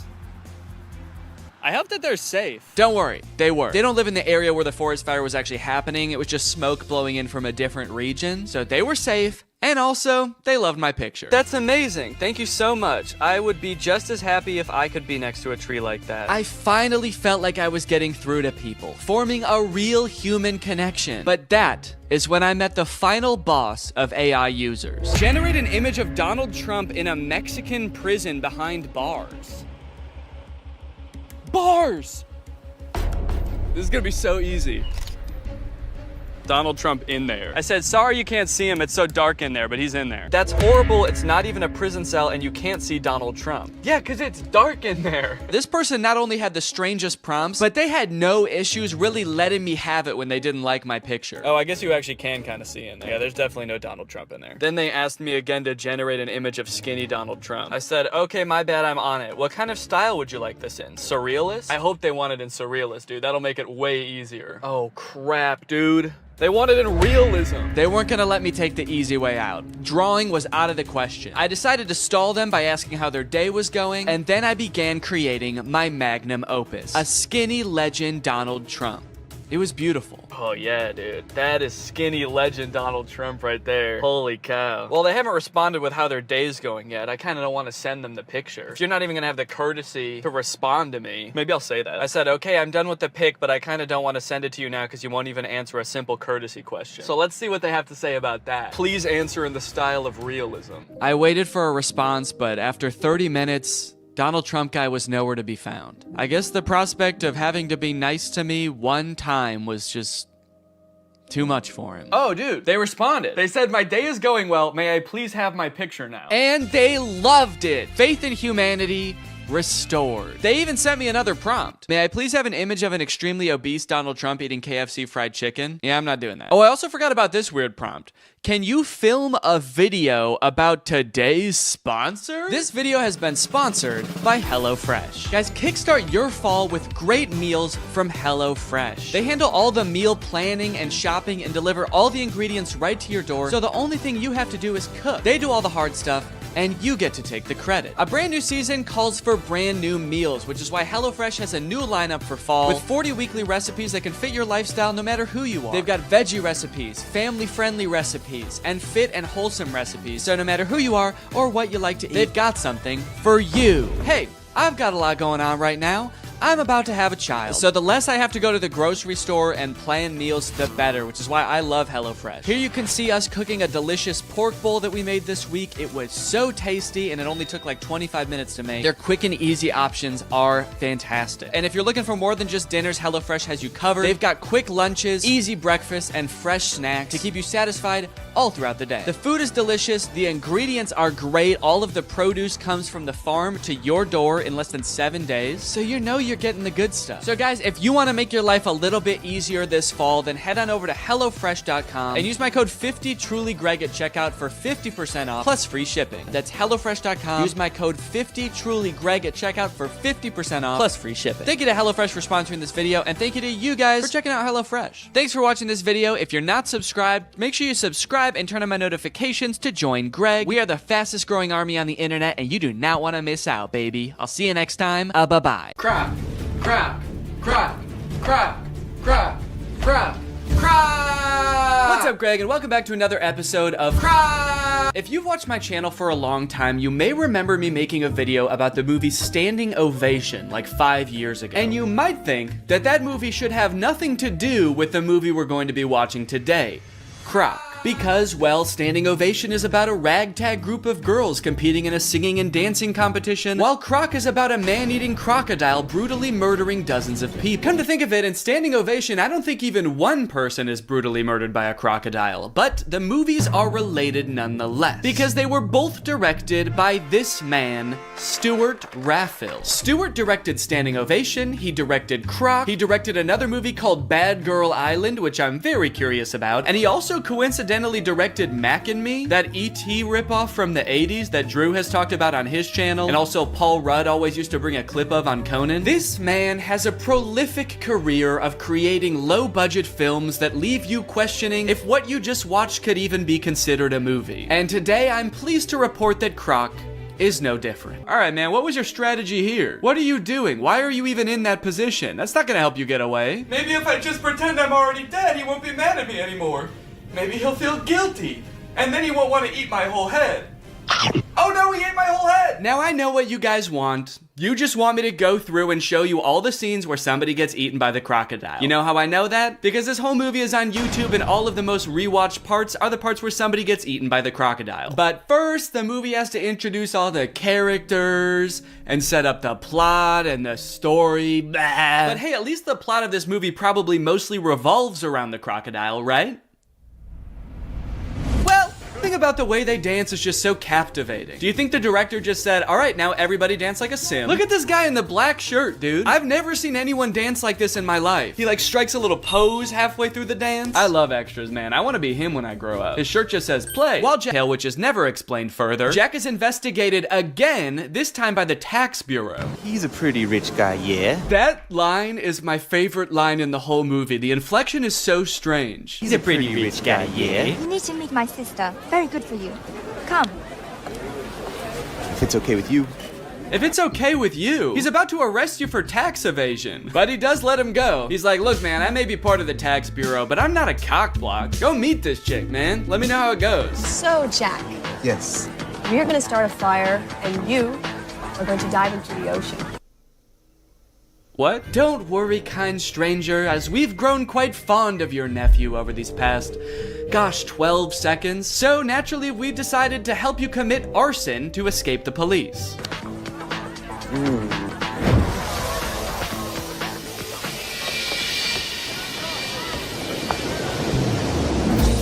And off he goes, dude. They did that good. They must do this a lot. Also, I guess the tide must be out, because they told him to dive into the ocean, and once he leapt off the thing, he landed in the sand. That could have ended very badly if he didn't know that. So long, suckers! Oh, God, my legs!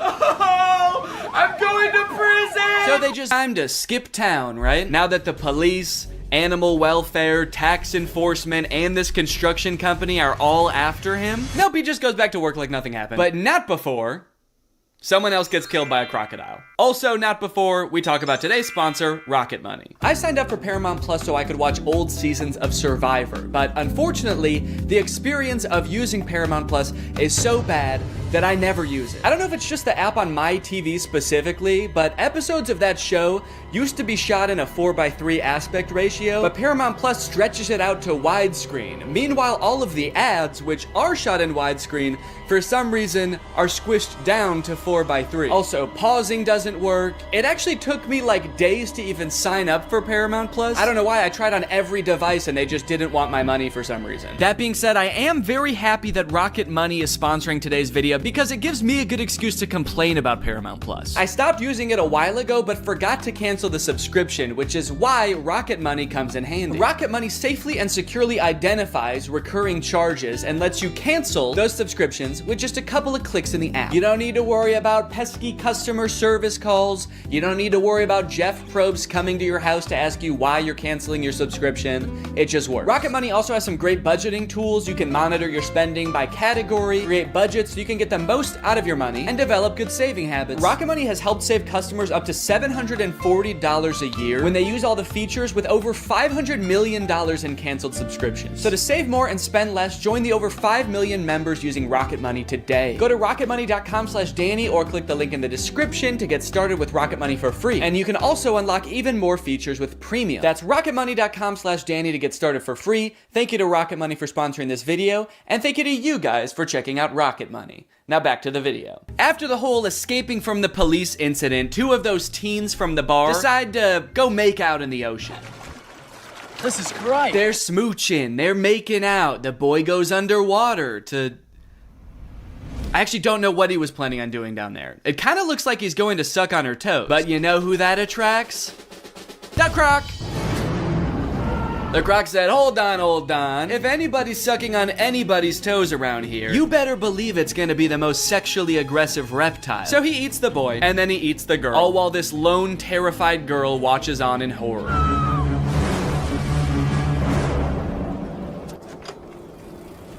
I love how casually she rides away. She is in no rush. Ah, a killer croc! I gotta go get help! But I shouldn't go too fast. I gotta focus on me. I gotta take care of myself first. My sister. No, good call. No need to give any credence to the girl who literally saw them get eaten by an alligator. Yeah, she was probably just making it up. She probably just wanted attention. She's like curled up in a corner, traumatized somewhere, and they're just like, stop lying! There's no such thing as alligators, you idiot! You killed them, didn't you? During this scene, there's a mysterious man just kind of lurking on the sidelines of the investigation. He's not part of the police. He's just there. And he's mysterious, but it seems like he might have a hunch. And then suddenly, the police pull a leg out of the water. What kind of question is that? Maybe she's still alive. It's just a leg. She might not have even noticed it fell out. Like a tooth or something. We assumed so. You're a police officer, and you pulled up with like 15 other police officers. I know what it looks like, but no strip club tonight, Jack. Yeah, I know. People are dying. I'm here on official business. Unless... No, dude, we have to catch this crocodile before it kills again. Right. Yes, exactly. But what if it's at the strip club? Yo! So the girl that Theo was flirting with at the bar is having a funeral for her cousin. And since everyone thinks it was Jack's crocodile that ate the cousin, they are not very happy when he shows up. He keeps asking, are you okay and what's wrong, when everybody doesn't want to talk to him. Dude, somebody died. What's going on? Why is everyone so sad? Hey, where's your cousin? The ugly one. You need to get these kids out of the water. We've got a croc out here. What kind of croc? One that eats people. Yeah, right. All right, man, why'd you even ask if you weren't gonna care what he said? He gave you the worst answer you could possibly hear while your kids are in the water, and you were still like, yeah, I don't care. But look, we know from earlier that sure, this movie is violent, but they would never actually show a child getting murdered by a crocodile. No! I think the one thing that's gonna help me kill this thing is being super wasted. God, skewer him, man. So who are all these people anyway? You're way too creepy to have this many friends. Are these people you kidnapped or something? Basically just the really dumb, slow ones. One thing that really surprised me about this movie is how overwhelmingly positive all of the comments on YouTube are. This movie is super boring, the acting is really bad, there are long periods of seemingly pointless plot development, and yet the YouTube comments seem to love it. But they are pretty much exclusively all about how pretty the scenery in Thailand is, and not about the movie or the plot at all. So I guess that makes sense. Great movie, well filmed, nice locations. Beautiful filming. Never thought Thailand was so perfect a paradise. Thanks so much. Yeah, well, it's not that perfect if people keep getting eaten by alligators, is it? Great movie with beautiful scenery. Thanks. Do these people think that the director invented Thailand? Because he didn't. It's been around for a while and you can go there. So they find the croc and they kill it. It's honestly pretty unsatisfying. I don't know what I was expecting, for them to like pull off the mask of the alligator and it was the tax investigator all along. But I was hoping for some kind of closure as to like why this happened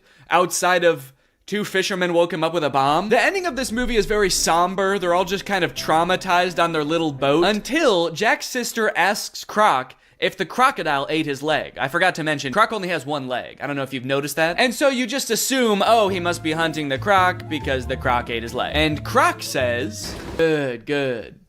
I was hoping this movie would end like an episode of The Big Bang Theory. Well, guys, thanks for watching this video. I hope you liked it. If you're new here, make sure you subscribe and turn on my notifications to join Greg. I'll see you guys next time. Bye-bye.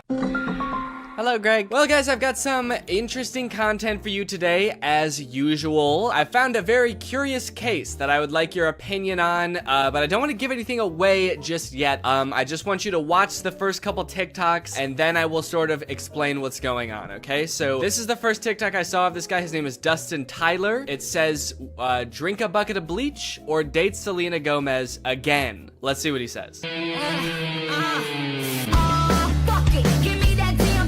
So yeah, deeply personal thing to post on TikTok, I feel like. I didn't know who this guy is when I first saw this TikTok, so I was just very confused. I was like, did this guy date Selena Gomez? It says again. It's not just some guy speculating, like, I probably wouldn't like dating Selena Gomez, so yeah, I'll take the bleach. So then he made another video responding to this comment. It says, is he making fun of Bryce Hall, or... And I don't know what that's referring to. I don't know if Bryce Hall said that he liked Selena Gomez or dated her or something, but this just provides a little more insight into the relationship that this guy had with Selena Gomez. Nah, I'm not making fun of Bryce Hall. Him and I are nothing alike. See, he has to make stories up that he was with Selena Gomez. Me, I actually was. And then I friend-zoned her, and then I broke her little heart. Again, a very mean tone to the video, condescending to this person who is just genuinely asking a question, but gives a lot of insight into his alleged relationship with Selena Gomez. And then I friend-zoned her, and then I broke her little heart. I am curious about the details of the story though, because just the order of events is kind of weird to me, the way he laid it out. He says, I was with Selena Gomez, and then I friend-zoned her, and then I broke her little heart. He says that things happened in that order. Usually, you don't start dating someone and then friend-zone them. Usually when guys talk about getting friend-zoned, it's like they're talking to this girl, and then she reveals that she sees them as more like friends. This guy's saying, we were dating. They could have been dating for like 3 years, and then he turns to her and he's like, you know, I really see you like a sister. The best sister I ever had. So he says he dated her and then friend-zoned her and then broke her heart. So he like friend-zoned her, broke things off with her, and then he broke her heart. What did he do? I dated her, I friend-zoned her, and then I killed her hamster. Just straight up stepped on it. This was years later, by the way. Anyway, by now you're probably wondering, who the hell is this guy? Is this Justin Bieber? Because I know they dated. That's what I thought at first. I thought, is this what Justin Bieber looks like now? But no, this guy's name is Dustin Tyler. And I scrolled through his page to try to figure out who this guy is, and here's what I came up with. It's coming soon, but just like Oklahoma, mine is coming sooner. I'm just a late bloomer. Okay, so I didn't know who this guy was at first, but luckily there's a logo in the corner that says Victorious. Apparently this guy was a character on Victorious. At first I did think this was Andy Samberg from 2006, but he was a character, let's see, Victorious puppet guy. He was this guy. Robbie Shapiro is one of Tori's friends at Hollywood Arts, and he's got a few videos where he does sort of a glow up. He's like, this is what I used to look like back when I was on Victorious, and this is what I look like now. Don't I look so different? And then I was like, okay, this makes sense now. So this guy used to be on like an old Nickelodeon show, and so he was probably in with the Nick kids and the Disney kids, and so that's how he knew Selena Gomez, and that's how they dated, right? It all makes sense. However, after reading the comments on these TikToks, I came to discover that this guy, this man, is not the guy from Victorious. These are two different people. He's just straight up lying about everything. He's not that guy. He didn't date Selena Gomez. His page is full of lies. And to be honest, he's not lying very well, mind you, because the actual guy from Victorious, his name is Matt Bennett, and he has a TikTok account, and if you wanted to pretend to be him, you could at least make your name on TikTok Matt Bennett. I think that would make people believe you a lot more if you really wanted to trick people. But he didn't. He just he just kept his real name. Dustin Tyler. That's me. Please don't Google my name. So this dude's whole thing, apparently, is just like making shit up on TikTok and then hoping it goes viral because people are kind of like, whoa, you used to be the guy from Victorious? Or whoa, you used to date Selena Gomez? And now you'd rather kill yourself than date her again? That's crazy. It's also funny now that he says that he friend zoned Selena Gomez, because that would imply that like they are now friends, you know? And this is a pretty fucked up thing to say about your friend. Date Selena Gomez again, dude? Oh, that's disgusting, dude. That fucking, I hate that girl. I hate her. I would not touch her with a 10-foot pole. She's crazy. And she's my best friend. But again, it turns out that he did not friend zone her at all. Maybe he stranger zoned her. He friend zoned her so hard that they don't even know each other. And never did. This is kind of interesting to me because this is sort of playing off an existing trend on TikTok where people will post like that they have some sort of past or current relationship with a celebrity, like my uncle is Tom Cruise, or like my grandma is Sandra Bullock. And like TikToks like these will go viral because people are just like weirdly obsessed with stuff like that. The comments are always like, holy shit, I didn't know Tom Cruise had a family. I'm not really sure why people are so surprised about it. I understand just being like, yeah, I never really thought about like what Tom Cruise's cousin would be like before. But then again, why would you, you know? Like, I can't imagine why you'd ever be in like a Mission Impossible movie wondering like, I wonder who the guy who plays this character's cousin is. What's that guy like? What's he up to? So I guess it's just surprising to like see him. But it's not really surprising to find out that he does have a cousin. I don't think we're all under the impression that, like, Chris Pratt just showed up out of, like, just came about through natural causes. If you just search on TikTok, I think famous relative check, lots of videos will come up about being related to Charli D'Amelio or Bob Saget. Okay, this guy is saying that his mom is Flo from Progressive. This is kind of like a popular thing on TikTok, and anytime like a big celebrity has some cousin post about them, it goes viral. But the downside to blowing up in this fashion is that it's kind of hard to keep this momentum going, you know? Most people don't have multiple famous relatives, so you can't just keep posting about like having more famous relatives. I mean, I guess if your cousin was Justin Bieber, you could just sort of keep filming him at every like family get together. But you are kind of just limited to one famous person, which is where I think this guy Dustin Tyler has it all figured out, because he doesn't just pick one celebrity to be related to. He'll lie about being related to anybody in a multitude of ways.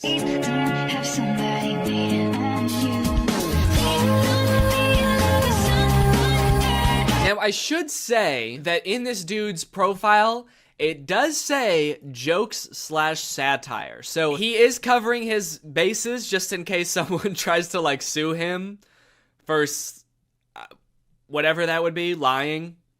Being weird. In case anybody tries to sue me for being a little bit strange, it's all jokes. Also, all of his TikToks about like dating famous women are about him friend zoning them. Or like him like dating them and being like, yeah, I dated like the most famous woman in the world. It was trash. Low-key, I'm a little bit out of her league. I mean, look at me, dude. I've got tattoos and I live in a hallway. And he kind of tries to disguise it as sort of like self-deprecating, like, oh, what an idiot I am. I dated the most famous pop star in the world, and I was too good for her, and I broke her heart, ripped it to smithereens, and now I kind of regret it. Dope, I'm so stupid. Oopsie. And this is all of his content. Then like his whole friend group must just be famous pop stars, right? If he's friend zoning all of these girls and they're just his friends now. Maybe this is the only way he knows how to make friends. Put your back into it, tell us why, show us how. Look at where you came from, look at you now. The caption for that one is, this is what I looked like when I friend-zoned Ariana Grande. Okay, that one's not even trying to disguise it as like a self-deprecating joke. That one's just like, look at how ugly I was when I friend-zoned a literal pop music icon. And now look at how hot I am. I can't decide how I feel about this, because on one hand it's kind of creepy, but it also is kind of funny that he's just like pretending to be dating all of these famous people. I will say, very disrespectful to the guy from Victorious. The fact that he's using this guy's picture to be like his past ugly self and being like, but now don't worry guys, now I'm hot. I don't look like that ugly ass dweeb anymore. And he's like showing a picture that's not even him, it's some other guy. And he's also kind of like lying about things that guy did too now. He just starts assigning all of this horrible shit to this guy that's not even him. Yeah, this is what I looked like back when I robbed that bank. Can you believe this is what I looked like back then? Damn, that was the same year I blew up that hospital too. Shit, I've really changed since then. My name is Matt Bennett, by the way, and I did all those things. People just walk away from those videos being like, wow, that guy who played that kid in Victorious is kind of an asshole. Also, one of the weirdest things about this is he also posts all of these TikToks on Instagram, and he's verified on Instagram, which seems very weird because literally all he does is pretend to be other people, and somehow that gets him verified. But he does, in fairness, also say jokes and satire in his Instagram description. So when Instagram verified him, what they're saying is, don't worry guys, this really is the guy who pretends to be the guy from Victorious. If you're wondering if this guy really is who he says he is really the guy that pretends to date Selena Gomez. They do get a little bit creepier though. This one is like that sound that's like, back in the day, me and you, baby, we used to have fun. And it says, my mind when I bump into Ariana Grande when she's with her husband with like a emoji. Imagine this guy that Ariana Grande's never met before bumping into her in public with her husband. Remember me? It's like, I've never seen you before in my life. Oh, the fun we used to have. If he keeps making TikToks like these are only going to get progressively more and more creepy the more like life changes Ariana Grande goes through. The next one's like me following Ariana Grande's daughter home from elementary school to tell her about all the good times me and her mom had. Me in court while Ariana Grande's trying to file a restraining order against me. And if you wonder if I hate you,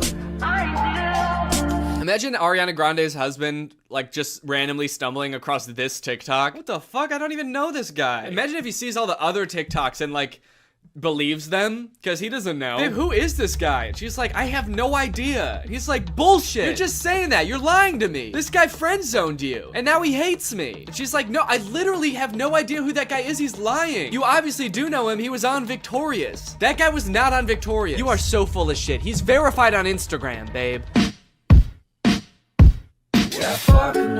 Okay, that one just throws off the whole thing. I thought he wanted Ariana Grande back. And all the other TikToks, he's like, damn, I wish I never friend-zoned her. And now he's saying I would never date her again? How do you reconcile those two? Oh, I wish I didn't friend-zone Ariana Grande. I wish I killed her. These are getting a little creepy, kind of like bringing her husband into it. There's one comment under this TikTok that says, you're using her name a little too much, I think. And he commented under it, I'm obsessed with her. I'm not using her name too much. I'm obsessed with her. I think I'm using it an appropriate amount. How am I supposed to stop using her name if I can't stop thinking about her? How does that make any sense? Again, I get that this is all a bit, you know, it's all jokes and satire, but I do feel like he may be taking the bit a little bit too far and committing a little bit too hard to the bit now. He's gonna get arrested and be like, that video that I posted of me over Ariana Grande and her husband sleeping was a joke. I was making fun of someone who would do that. The knife in my hand was a goof. You wanna know the craziest thing about this? Is all this dude does is pretend to be other people and pretend to be related to other people. And he has 1.7 million followers on TikTok. You know John Legend? Like an actual famous person just started a TikTok. You know how many followers he has? He's got 1.6 million followers. He's got less followers than someone pretending to be related to somebody famous. Dustin Tyler has 4 times as many followers as the actual guy from Victorious. Matt Bennett has 400,000 followers, and a guy pretending to be him has 4 times more. It's like, how do you get more followers by making TikToks about being like related to somebody than you do by being that guy? He hasn't just pretended to date celebrities, he also has pretended to be Keanu Reeves' son. People, tomorrow morning, 10 a.m., Santa's coming to town. And a lot of them have this kind of theme where like people and like potential girlfriends only like him because he's Keanu Reeves' son. And I just think it's kind of funny that in this fictional world where he can make up anything, he picks such a sad reality for himself. He picks these worlds where like he turned away the love of his life, Ariana Grande, and now he's bitter and he despises her husband. And he picks this world where Keanu Reeves is his dad, but like he can't really be sure if anyone actually likes him for him because everyone's just so obsessed with Keanu Reeves. He's turning his life into a tragedy. He's made a tragedy of himself. Also, I think it's kind of funny that in this scenario, it seems like the she that this video is talking about would be Ariana Grande. You know how Ariana Grande is obsessed with Keanu Reeves and that's a thing about her? Screaming, crying. Also, I want to know where he's making these TikToks. He's always either like in a hallway or in a storage closet. I feel like I'm way more interested than his life than than like whatever fantasy land he's coming up with. I feel like he's making these at work. Whatever job this guy works, I must be the most boring job in the world. I get daydreaming about like dating Ariana Grande or like having a famous parent, but then like daydreaming and fantasizing about like dating Selena Gomez, but it was trash. It's like you've gone through everything else there is to daydream about. And now all you have to daydream about is like, what if people only liked me because my dad was in the Matrix? Anyway, I don't know. What do you guys think? Is this creepy or normal? Is this creepy behavior or is this all in good fun? And it's just kind of like a silly guy being goofy and wacky.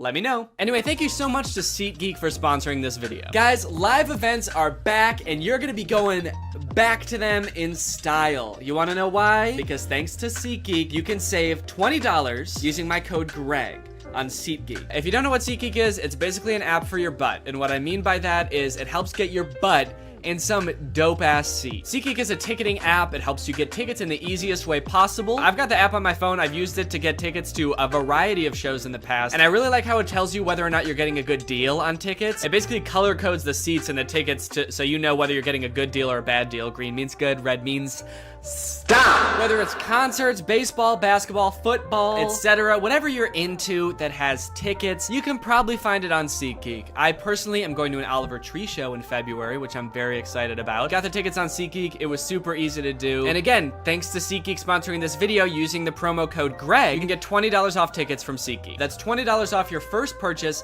if you use my code GREG, and make sure you click the link in the description to download the app. Thank you to SeatGeek for sponsoring this video, and thank you to you guys for checking out SeatGeek. Bye. This is Love on a Leash. I think it is the worst movie I have ever seen. Other movies I've watched on this channel have had their issues. Sure, they've had plot holes. They've had terrible pacing. They've had Noah Centineo, yeah. But this movie, Love on a Leash, is just different. This movie fails in every possible category. This movie is bad at even being a movie. Look at the poster. You can probably tell what the movie is about just by looking at the poster. And yes, it is as bad as you think. This movie came out in 2011. It is about a woman falling in love with a dog. It's sort of like Beauty and the Beast. And you'd think, oh, it's not a beast, it's just a dog. So maybe he won't be as bad as the Beast. No, he's way worse than the Beast. You're gonna hate this dog by the time the movie is over. And this movie has a lot of not great themes, so please be cautious while watching this movie. It's nothing like graphic. I'm not gonna show anything that would be like rated R, but just beware. Now, if you think I'm over exaggerating about how bad this movie is, let's just take the intro, for example, because this movie starts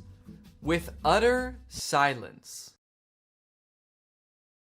We get this opening montage with no music, no sound, just dog. And it lasts for a cool 1 minute and 12 seconds before we get any sort of dialogue, and that is because this movie has no soundtrack. And you might be thinking like, oh wow, that's kind of cool. Kind of like an avant-garde choice to intentionally make a film with no music throughout. And I don't think it was intentional, because there's definitely spots where there's supposed to be music. Also, in the opening credits, there is a composer credited. Wait, the composer's name is Peter Davison? Ooh, skeet! Can this motherfucker keep his hands out of anything? Try not ruining one movie, Pete Davidson. Okay, just kidding, but seriously, why is there a composer credited? Did they have a soundtrack composed for this movie and then just forget to put it in? Did Peter Davison take their money and then ghost them? And then putting him in the credits is like a slight dig at him? Oh yeah, you like the soundtrack in this movie? You like the ambiance that it adds? Thanks so much.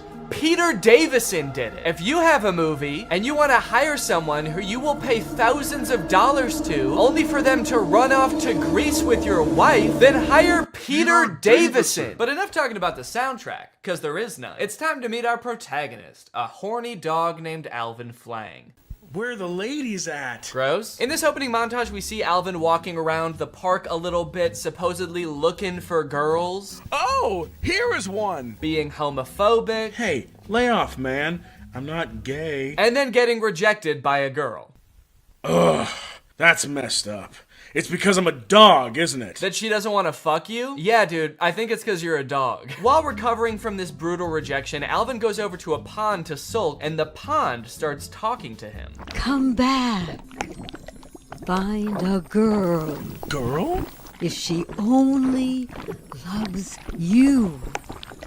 You may have a chance. Find a girl? That's my specialty. So as you might have noticed, this movie starts off with zero context whatsoever. We don't know who the fuck this dog is. We don't know why he has a human brain. We don't know where Peter Davison is and when he's gonna send over the finalized soundtrack for the movie. And the director just assumes that we, as the audience, have enough info to go off of to be on the dog's side here. Okay, first off, tell us why he's a dog. I'm not gonna root for this guy unless you tell me why he's cursed to be in a dog's body. There's obviously a reason, and I'm not just gonna start rooting for a horny, homophobic dog for no reason. But I guess I'm just kind of special like that. And you might think, oh, they're probably about to explain it, right? But no. It's like halfway into the movie before they finally tell you what the fuck is up with this dog and why he's a dog. Anyway, so now he's off to find a girl that's in love with him. And first off, can I just say, this movie came out in 2011, and they definitely had better cameras than this in 2011. This movie was clearly made on like a shoestring budget. This movie gives off the vibe that like all the actors are just the director's friend. This dog is just the director's dog. The dog is clearly not like a professionally trained dog actor. The dog just kind of does whatever, and then they add in human voiceover over it to kind of explain what the dog is thinking, which 9 times out of 10 does not match up with what the dog is doing. Okay, so he's on his quest. The pond has given him a mission. He can maybe change into a human if he finds a girl. This is the main mission of the movie. He's gotta find a girl and get her to fall in love. Just one quick question. How is he supposed to do that? That's gross. And even if he does somehow find a girl that's into dogs, do you have any idea how pissed off she's gonna be when he turns from a dog into a human? She's gonna be so mad. Anyway, he finds this girl named Lisa, and he decides to get her attention by making himself look all dirty and beaten up, and she ends up taking him into her home. Lisa is introduced as kind of a traditional girl. She has a friend who's always trying to get attention from guys, and it doesn't matter what kind of guy she gets attention from. She's always going out and partying, but Lisa is different. Lisa is waiting for the right man to come along and sweep her off her feet. And this summer, the right man just might be a fucking dog. Next, we get to see Lisa at work. She works at a department store and she's helping this woman try on a dress. Ma'am, I told you that dress was too small for you. No, it's because I'm sweaty. Why do I feel like those sound effects weren't in the script? Why do I feel like the script didn't say woman tries on dress and farts in the camera? I feel like that wasn't written in. I feel like the actor didn't know that was gonna happen. Seems very mean. Seems especially mean when you remember that the person who edited the sound in this movie literally didn't do anything else. He didn't add in music, that's for sure. He was just like, this woman's big butt makes fart noises, and then he went home. Miss, I'm sorry. This dress is too tight for you. I can't sell it to you. What? Okay, I feel like they want to make Lisa seem like the reasonable one here. Like the lady is being totally unreasonable. But this is kind of fucked up, right? To be like, no, I can't sell you this dress. Sorry. It doesn't fit you and it never will. So, sorry, maybe lose a few pounds before you come back into my store. How about being my roommate? Huh? Okay, you pay the rent and I'll sniff my butt. Okay, wait. Is Alvin Flang a human trapped in a dog's body? Or is he just a dog? Because that was a very dog thing to say. They haven't explained anything yet. So in the lore of this movie, like, is this just how all dogs are? All dogs have these, like, human internal monologues and want to turn into humans so they can have romantic relationships with humans? Or is he a human trapped in a dog's body who just happens to like sniffing his butt? From there, Alvin and Lisa start to share some very fond memories, like Lisa trying to name him Prince and him insisting that his name is Alvin Flang. My name is Alvin Flang. Well, okay, maybe something a little more class. Like Alvin Flang. And Lisa joking that he should buy her a dress, and him saying that he'd rather kill himself. I can't afford it. Unless you're buying. I'd rather kill myself. What's funny about that line is that the thing that would make him want to kill himself isn't being cursed to live your entire life as a human trapped in a dog's body. It's buying a dress for a pretty girl. Over the course of the movie, there are a few other men that pursue Lisa romantically. There's Kyle, who she works with, and there's Frank, who kind of stalks her while she works. And because Lisa's having a hard time finding a husband, she decides, you know what, I'll go on a date with these guys. So she goes on a date with Frank, and on their first date, he ends up bringing his mom, who just grills her the entire time. Lisa, my grandson is only 10 years old, and we're very anxious to find a stepmother for him. This child has been raised using the latest scientific technology in nutrition education, and psychology. What does that mean? This child was raised by robots. He needs another human in his life. He is cold, hollow, and violent. He needs to learn love from a human woman. Many women have tried and unfortunately met their demise. He has an IQ of 170. Yeah, no shit. We raised him using the latest technology. He's not just any regular iPad baby, okay? We use the newest iPad, so that makes him very smart. And to be certain that he grows up to become president of the United States, we must ask a specific request to any prospective stepmother. She cannot have any children of her own. What? Furthermore, in order for her to not become pregnant, she must agree to have her tubes tied before the marriage. Saying we need to make certain implies that they're already, like, pretty sure that the son is gonna be president. They just need to make sure all their ducks are in a row. Which, I guess is fair. They have been using the coolest, latest doodads. They raised this kid in a self-driving Tesla, baby. What is this logic? Is every president an only child? I don't even follow what she's saying with this. Maybe she doesn't want Lisa's attention divided between multiple children, but this is just such a weird plot development. This has nothing to do with what's going on in the movie. How is a man trapped in a dog's body the least interesting thing that's happening in this movie right now? So obviously this date doesn't go well, so she ends up going on a date with Kyle, where Kyle comes over, tells Lisa that he's gay, but he still wants to get married because his family will disown him if he doesn't marry a woman, and he's very rich, so he can provide for her. All in all, Lisa is not having good luck with men, but this summer, she might have good luck with a fucking dog. What happens next in this movie is insane and very uncomfortable. After Kyle leaves, Lisa's just chilling, and her manager from the store comes in, very drunk, and tries to have his way with Lisa. Lisa. Back off, she's mine! Okay, dude, that's a pretty insane thing to say when a girl is getting assaulted, right?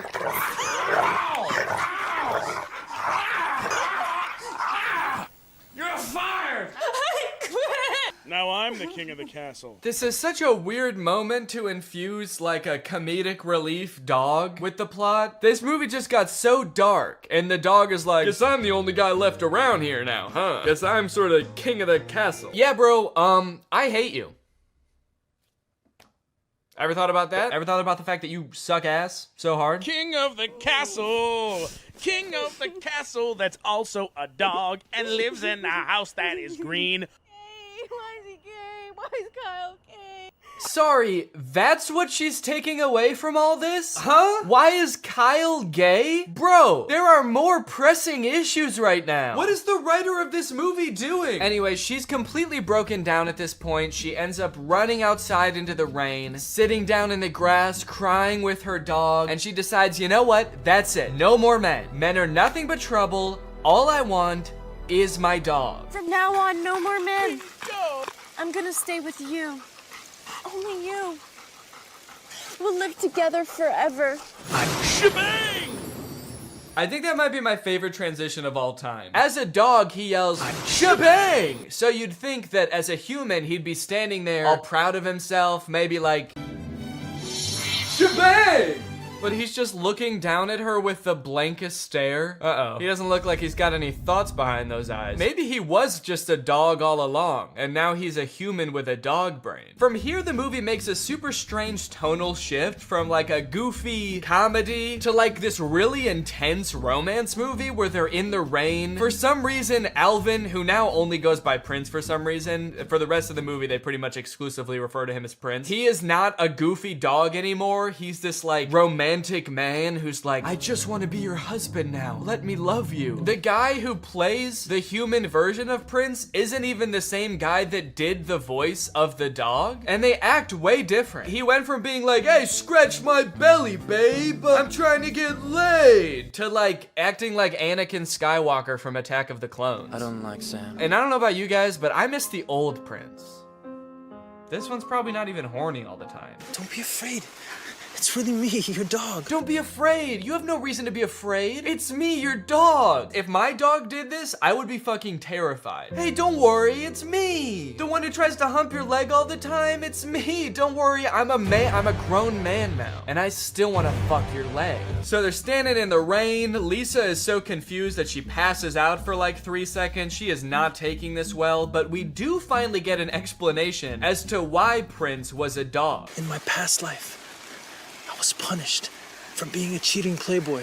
I was cursed to live as a dog. Oh, so it's like a reincarnation thing. Finally, they explain this. At first, I thought that it was like in the same lifetime. Like he got cursed to be a dog in this lifetime. But no, it's a reincarnation thing. I am confused about the lore of the movie. Does that mean this could happen with any dog? Are all dogs like used to be people that fucked up in this life and now they're dogs? Or are some dogs maybe like a hamster that did really good in its life? Which I would imagine is probably a lot of hamsters. I feel like it's pretty hard to fuck up as a hamster. I wouldn't think there's much expectations of a hamster, really. It's all about expectations.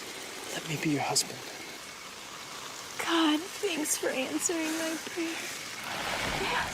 You're my husband. What? Huh? Okay, so that's all it takes? She's like, yeah, I guess you were a pretty good dog who I met just weeks ago. Sure, you're my husband now. So they end up getting married. They decide to live together. They spend the night together, but that's when this movie goes completely off the rails. I thought this was like the main plot line. He found love, now he's a human forever. Nope, the curse is not broken, and you will not guess how this movie ends. The next day, Prince wakes up, and he's a dog again. So he goes back to the pond to find out why. You lied to me. I'm still a dog. You're just using her now. So the magic pond is like, you were just using her to break the curse. And to be fair to Prince, like, yeah, no shit. He didn't want to be a dog anymore, so he did what you said to do to break the curse. They fell in love, dude. You can't be like, well, you only did that because I told you to. And it's like, yeah, you didn't really give him a choice, did you? So now the pond tells him that he'll only be a human when the sun is not shining. And in order to become a human full time, he has to be a real man and provide for his wife. This movie has very traditional views of what it means to be a man. What is this pond? What magic is this? Is this God? It kind of seems like she's a liar. She keeps adding on caveats to what he needs to do to become a human. She's like, okay, you found love, but you still don't have a joint bank account. So now you will be cursed to be a dog only every other day, except the last Tuesday of the month. This whole situation causes a lot of shenanigans to ensue. He's got to figure out how to make money. He's got to like meet Lisa's family, but he can only come out when the sun's not shining, otherwise he'll turn back into a dog like he does in this scene. Dad, Prince just became a dog. Big deal. I'm Alvin Schwein. How stupid. What kind of idiot doesn't know how to swim? All right, grab on, you pizza-faced cinderblock. Pizza-faced cinderblock? Dude, that's so mean. What the hell is up with this dog? Why is his dog persona so vastly different than his human persona? Every time he turns back into a dog, he's like, what, you never seen a man turn into a dog before? Fuck you, I'm Alvin Flame. Screw you and this ugly-ass broad. I'm out of here, dude. Okay. We're here. We're at the end of the movie. We have arrived. Do you want to know what happens? Prince, I guess, just can't seem to figure out this whole, like, providing for his wife thing. And to be fair, he is a dog most of the time. But he realizes, wait, maybe if I just die, I'll be reincarnated as a human. A pretty bold assumption, honestly. They don't explain why they would think that. It seems like he has absolutely no reason at all to think that's true. The pond never said that, and I'm pretty sure she's God. It seems like she makes the rules. But he turns into a dog, he runs off, and he gets hit by a car. Ah, the old Marmaduke special, ending the movie with a dead dog. And this summer, she might just find luck with a dead dog. And you know what's interesting about all this? Is that at one point in the movie, he actually does buy her that dress from earlier. So I guess the prophecy was kind of true in a way. He did buy her the dress, and he did kill himself. So then we flash forward to years later, the movie says, and Lisa is old as hell. It looks like maybe like 20, 30 years have passed. And Prince, who has been reincarnated and then lived his whole ass life, so he's now as old as he was when he died before, shows back up. What took you so long to come back? Lisa, It's better that you don't know. He turned old. The love made him turn old. Or the magic or the pond made him turn old. I don't know. I don't understand any of the lore in this movie. One thing's for sure though, dude. Do not let this guy turn back into a dog now. Because he'd still be like 80 years old. And that is too old for a dog. I have a dog training business. And naturally, it's very successful. I guess you could say I know what dogs like. And I know how to reward them. You see, they're all former sex criminals. I live a very comfortable life, but... Okay, weird flex. I'm actually really rich now, by the way. And that, folks, is the end of the movie. He kills himself, and that, apparently, outsmarts the pond. Moral of the story? Pretty easy to outsmart a pond. All right, well now it's time to talk about our sponsor, HelloFresh. This video has been sponsored by HelloFresh. With mine and Laura's busy schedules, HelloFresh makes our lives so much easier. We don't have to go out grocery shopping as much, we don't have to spend as much time meal prepping, and I'm constantly learning new things that up my personal cooking game. For example, today I was cooking these pork tacos and it had a fun little tip in there about how to warm up your tortillas in the microwave without like totally destroying them, which is really nice. You can enjoy the freshest flavors of fall with HelloFresh because every recipe includes ripe, just picked produce that travels from the farm to your door in less than a week. HelloFresh can adapt to just about any lifestyle. They have veggie, pescatarian, fit and wholesome meals so you can stick to your goals. And they even have a line of kid-friendly recipes which they say are picky eater proof. So if you have a kid or you just, you know, have a less adventurous appetite, but still want to cook fresh meals, then that seems huge, honestly. And the fact that it's 72% cheaper than dining out or grocery shopping makes it a very economical decision. So if you want to check out HelloFresh, then head on over to HelloFresh.com and use my code TrulyGreg16 for 16 free meals across 7 boxes and 3 free gifts. That's HelloFresh.com, TrulyGreg16 for 16 free meals and 3 free gifts. Thank you to HelloFresh for sponsoring this video and for sending me delicious food all the time. And thank you to you guys for checking out HelloFresh. All right, guys, thank you for watching this video. If you're new here and you're not subscribed yet, make sure you subscribe and turn on my notifications to join Greg. Greg is what I call my fans here on YouTube. And to join Greg, all you have to do is subscribe and turn on my notifications. Thanks for watching this video. I'll see you in the next one. Bye-bye. What's up, Greg, and welcome back to another episode of But Dads Are Back. You are not the father. Yay! That's right, this is another installment of everybody's favorite series where I look at really strange ads for mobile games. There's this one that seemed to go viral on Twitter a couple days ago that like everybody's been tagging me in, so I figure, you know what? I might as well bring back the series for an episode to talk about it. This video has 300,000 likes and 8 million views on Twitter, and guess what? I've got beef with them. I have a pretty significant beef with these ads, and I'll explain why, but first, let's just go ahead and watch the ad that everybody's been tagging me in. To be fair, I did have to watch this multiple times for it to make sense to me, so I'm gonna walk you through it. That way, nobody gets lost along the way. So the ad starts out with very little context. It's a woman in a wedding dress, she's crying, and she's taking a taxi home, only to find out that her house is burnt down. Right away, so much backstory that I feel like I'm missing. The first time I watched this, I'm like, are we in the middle of an ad right now? Is this the beginning of the ad? Am I supposed to have watched other ads before this? But rest assured, I've watched a bunch of other ads for this game, and there is no context to be found. There is no explanation, so you just have to accept that this woman is having a very bad day. Then she gets a call from her grandma, and it looks like her grandma comes over to like comfort her for whatever happened at the wedding. I don't know if her fiance like stood her up or died, or if she stood him up or died. While she's being comforted, it also looks like she's holding a picture of herself from the wedding. I don't know what that's about. Maybe it's supposed to be the grandma's wedding photos. And she's showing her granddaughter like, look at how happy I was at my wedding. Aw, your fiance stood you up and died at your wedding? Oh, I'm so sorry, sweetie. Look how happy I was at my wedding though. Look at all these pictures, see how I'm smiling at all of them? The reason I'm smiling is because my husband was present at the wedding and alive at the wedding as well. I wasn't marrying a present corpse. He was also alive. Does that make you feel better? Are my happy memories making you feel better? Why not? Then I guess to further comfort her, the grandma gives her a house, which I guess would be a nice gift, but the house is in like terrible condition. The grandma just gives her the keys to this like dilapidated shack. I guess it's big, but is that even a nice gift for someone who just went through like a horrible breakup? Hey, so I know that you're really sad that the person you love the most in your life stood you up at your wedding and doesn't want anything to do with you anymore, but you know what would make you feel better? A really big empty house. A house so big that it could be full of like some little kids running around or a little husband running around, but instead it's just big and empty. Does that make you feel better?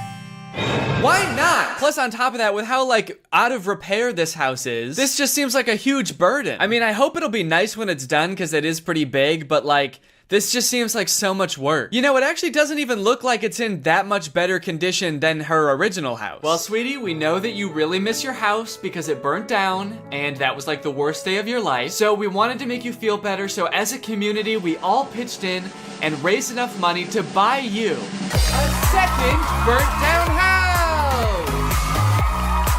Go on, get in there. So by now the ad is about halfway done, and if you're wondering like, wait, what even is this game? I don't understand how this is an ad for the game, and what is going on?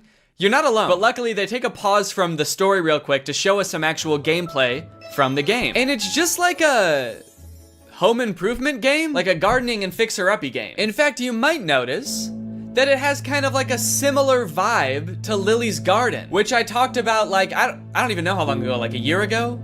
A year and a half? If you don't remember, Lily's Garden were the absurdly inappropriate ads for a gardening game. They had all sorts of fun ads, like Lily's private time sitting on the washer, Lily pretending that she's pregnant so that her boyfriend will leave her. All sorts of wacky scenarios that they used to market this game that, as far as I could tell, was just about gardening. So hold the absolute F up, Merge Mansion, which is the name of this game. I don't know if I've said it yet. So hold up, Merge Mansion. You think you can just steal Lily's Garden's thing? I'm sorry, but I'm not going to allow this copycat behavior, okay? Sure, I didn't like Lily's Garden ads at the time, or even now. And they also tried to start beef with me by putting my little nutcracker guy in their commercials next to a dumpster. So really, I shouldn't be defending them at all. But you know what, Merge Mansion?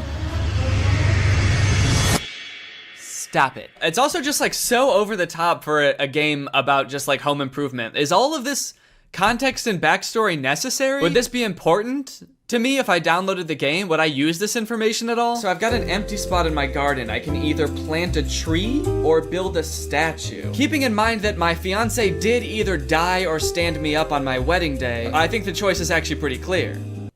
I'm going back to therapy.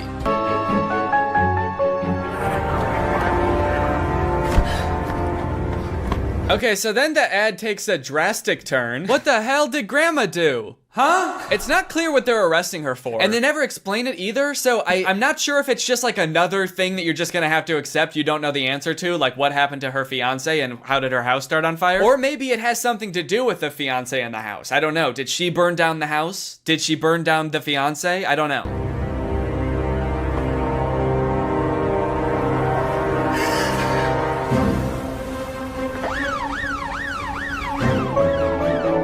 And there you go, that's the whole ad. He is alive. Oh, rats, Merge Mansion. Just when I think I figured out some of the context of this ad, you go and pull the rug right out from under me. What the fuck does that mean? So, who is alive, first of all? The fiance? I'm going to have to assume that's who they're talking about, which makes me think that I might have been right about them all thinking the fiance died? Is that why the wedding was canceled? And if so, how did they think that he died? How did they think that he died but never saw him be dead? Did he just not show up to the wedding and everyone was like, damn, he must be dead? That's the only reason a groom has never not showed up to a wedding, because he died. So, that sucks. Maybe at first they thought the fiance stood her up at the wedding, but then when she got home to where she and the fiance lived together, the house is burned down. So then they're like, oh shit, he didn't just stand her up. He stood life up. He stood up the rest of his life. Now that's all interesting enough, right? That was a very strange ad, I think we can all agree. But if you scroll down in this Twitter thread, apparently there are other endings to this ad. There are like slight alternate endings that apparently other people have seen. So here's one of them. Instead of saying he is alive, her hand says, I planned this. Which I feel like if we're talking about the whole like fiance fake death thing, like almost means the exact same thing. There's also an alternate ending that has her saying "you're next" on the hand. I mean, all sort of just alluding to the same fact that the grandma did something nefarious and that's why the fiance disappeared, or, you know, she did something wild and wacky and now she's going to jail. I can't wrap my head around why they made these alternate endings. Are they like targeting the different ads to different groups of people? Like this really small change will have a different appeal to different demographics? Okay, so we're thinking that "you're next" will go to the Gen Zers. But for the older crowd, like the baby boomers, we're thinking "I planned this" on her hand. Because old people really like planning. After doing a little bit of detective work on YouTube, I was able to find, like, I guess the production company or studio or something that makes these ads.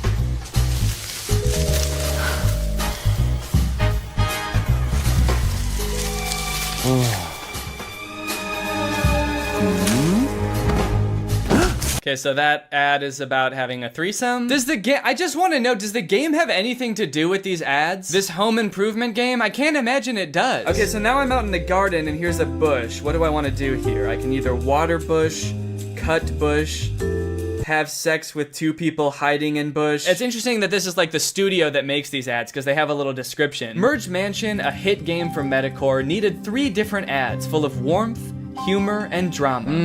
Warmth, humor, and drama. The simple warmth of finding out your fiance died and that your house burnt down and that your grandma had something to do with it all. They wanted to make films that are distinctive, surprising, and interesting from the first second. Distinctive? Try telling that to Lily's Garden, dude. I'm actually in love with this Twitter thread though, because once this tweet started picking up traction and a bunch of people started seeing it, everybody started replying with weird ads that they've seen. And yeah, there's some weird ass ads out there. I haven't done this series in a while, and it turns out that developers have been going buck wild, dude. That's all I can say. Look at this. Wow. Dude, what a brutal kick. Oh my god.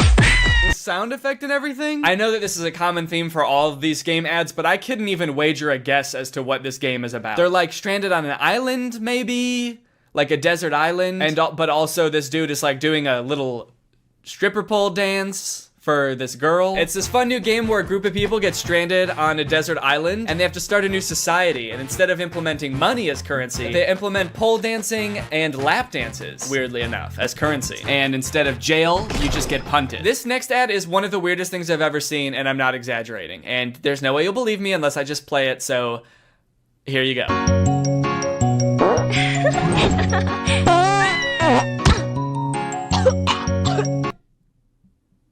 Dude, what is this? Stinky fart dragon game? Dragonscapes.adventure. What the hell? What is this? The dragon farts once and the girl laughs and she's like, "Oh, you like that? You kind of like when I fart?" And the girl's like, "Yeah, I guess it's kind of silly. It's kind of like funny in an immature type of way." And the dragon's like, "Oh, okay. Well, how about I fart so hard that I break your spine? You like my farts, huh? How about I fucking kill you?" Wait, is this the same girl?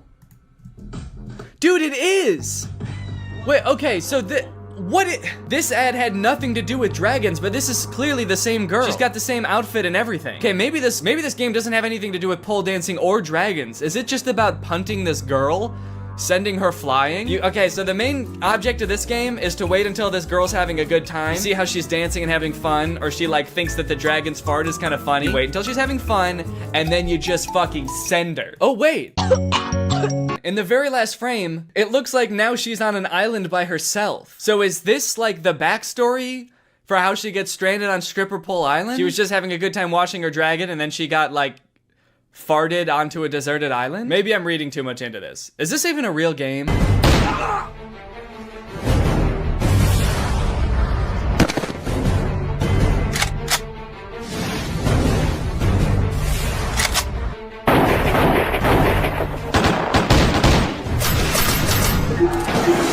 Wow, that game looks pretty cringe. That game looks so weird. Who would download that? I mean, what do? You're in like colonial times and you form an army of dudes wearing only boxer briefs that can like form together into these sick big weapons, and then you like fight off these other armies? That's crazy.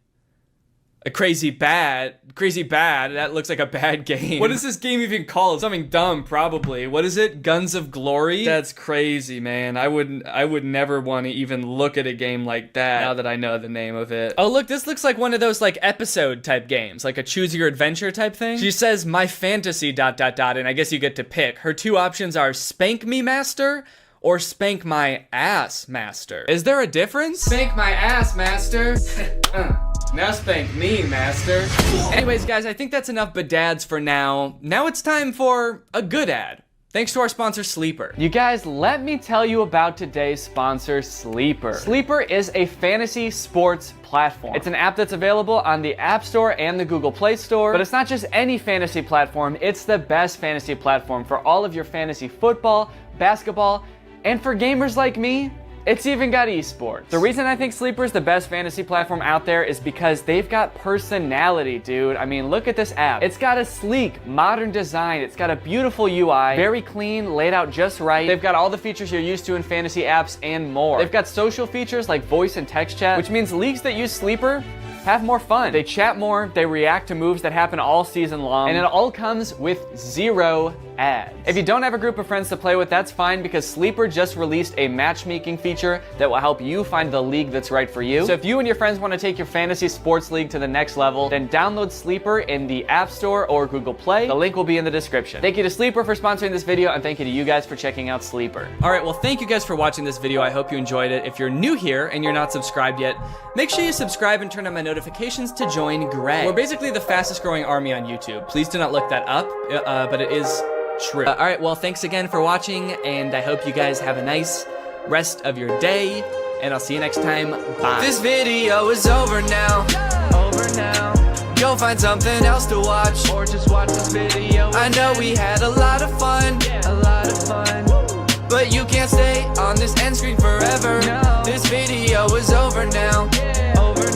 So why are you still watching this? What's up, Greg, and welcome back to another episode of Boomers Getting Fooled by AI on Facebook. Gang, there is an epidemic going on right now. While we all grew up with our parents telling us not to believe everything we read online, it is now time for us to return the favor. It is time for us to warn them that 90% of the content they see on Facebook is not real. All this started for me when I got this image on my timeline. Now, to the average person, this might look like your average great photograph. After all, dogs do this sort of thing all the time. But being the internet sleuth that I am, I was a little bit skeptical. For one, what are the dogs doing right here? Like, what is that? Are they chewing up some kind of pillow or animal carcass or something? Hey guys, my 6 golden retrievers paused in the middle of tearing apart a deer carcass to pose like this completely unprompted. I gotta admit, this is a pretty great photograph, but also I am very scared. I'm worried they're performing some kind of ritual. So this image doesn't seem right with me, but nobody else in the comments seemed to notice it was weird looking, so maybe I'm just crazy. Connie said, absolutely gorgeous. And then someone replied to that and said, you looking good in your picture. And a great comment. Whoa, dude. What? What a weird time to shoot your shot, dude. That was so out of the blue. Yeah, and actually, you know what's hotter than those dogs? You. And your comment. Hotter than the dogs? There's other weird parts of this image, like this dog that's either sitting on another dog or melted into another dog, but it is by far not the worst image on this account. You know, they say some people's dogs look exactly like their owners, and I think this is a great and terrifying example of that. There's a mix of responses on this image. Somebody should call the cops. Absolutely love. Creepy. Okay. Kinda mean. Look, I think we can all agree it's a terrifying image, but that baby did not choose to be born half dog, okay?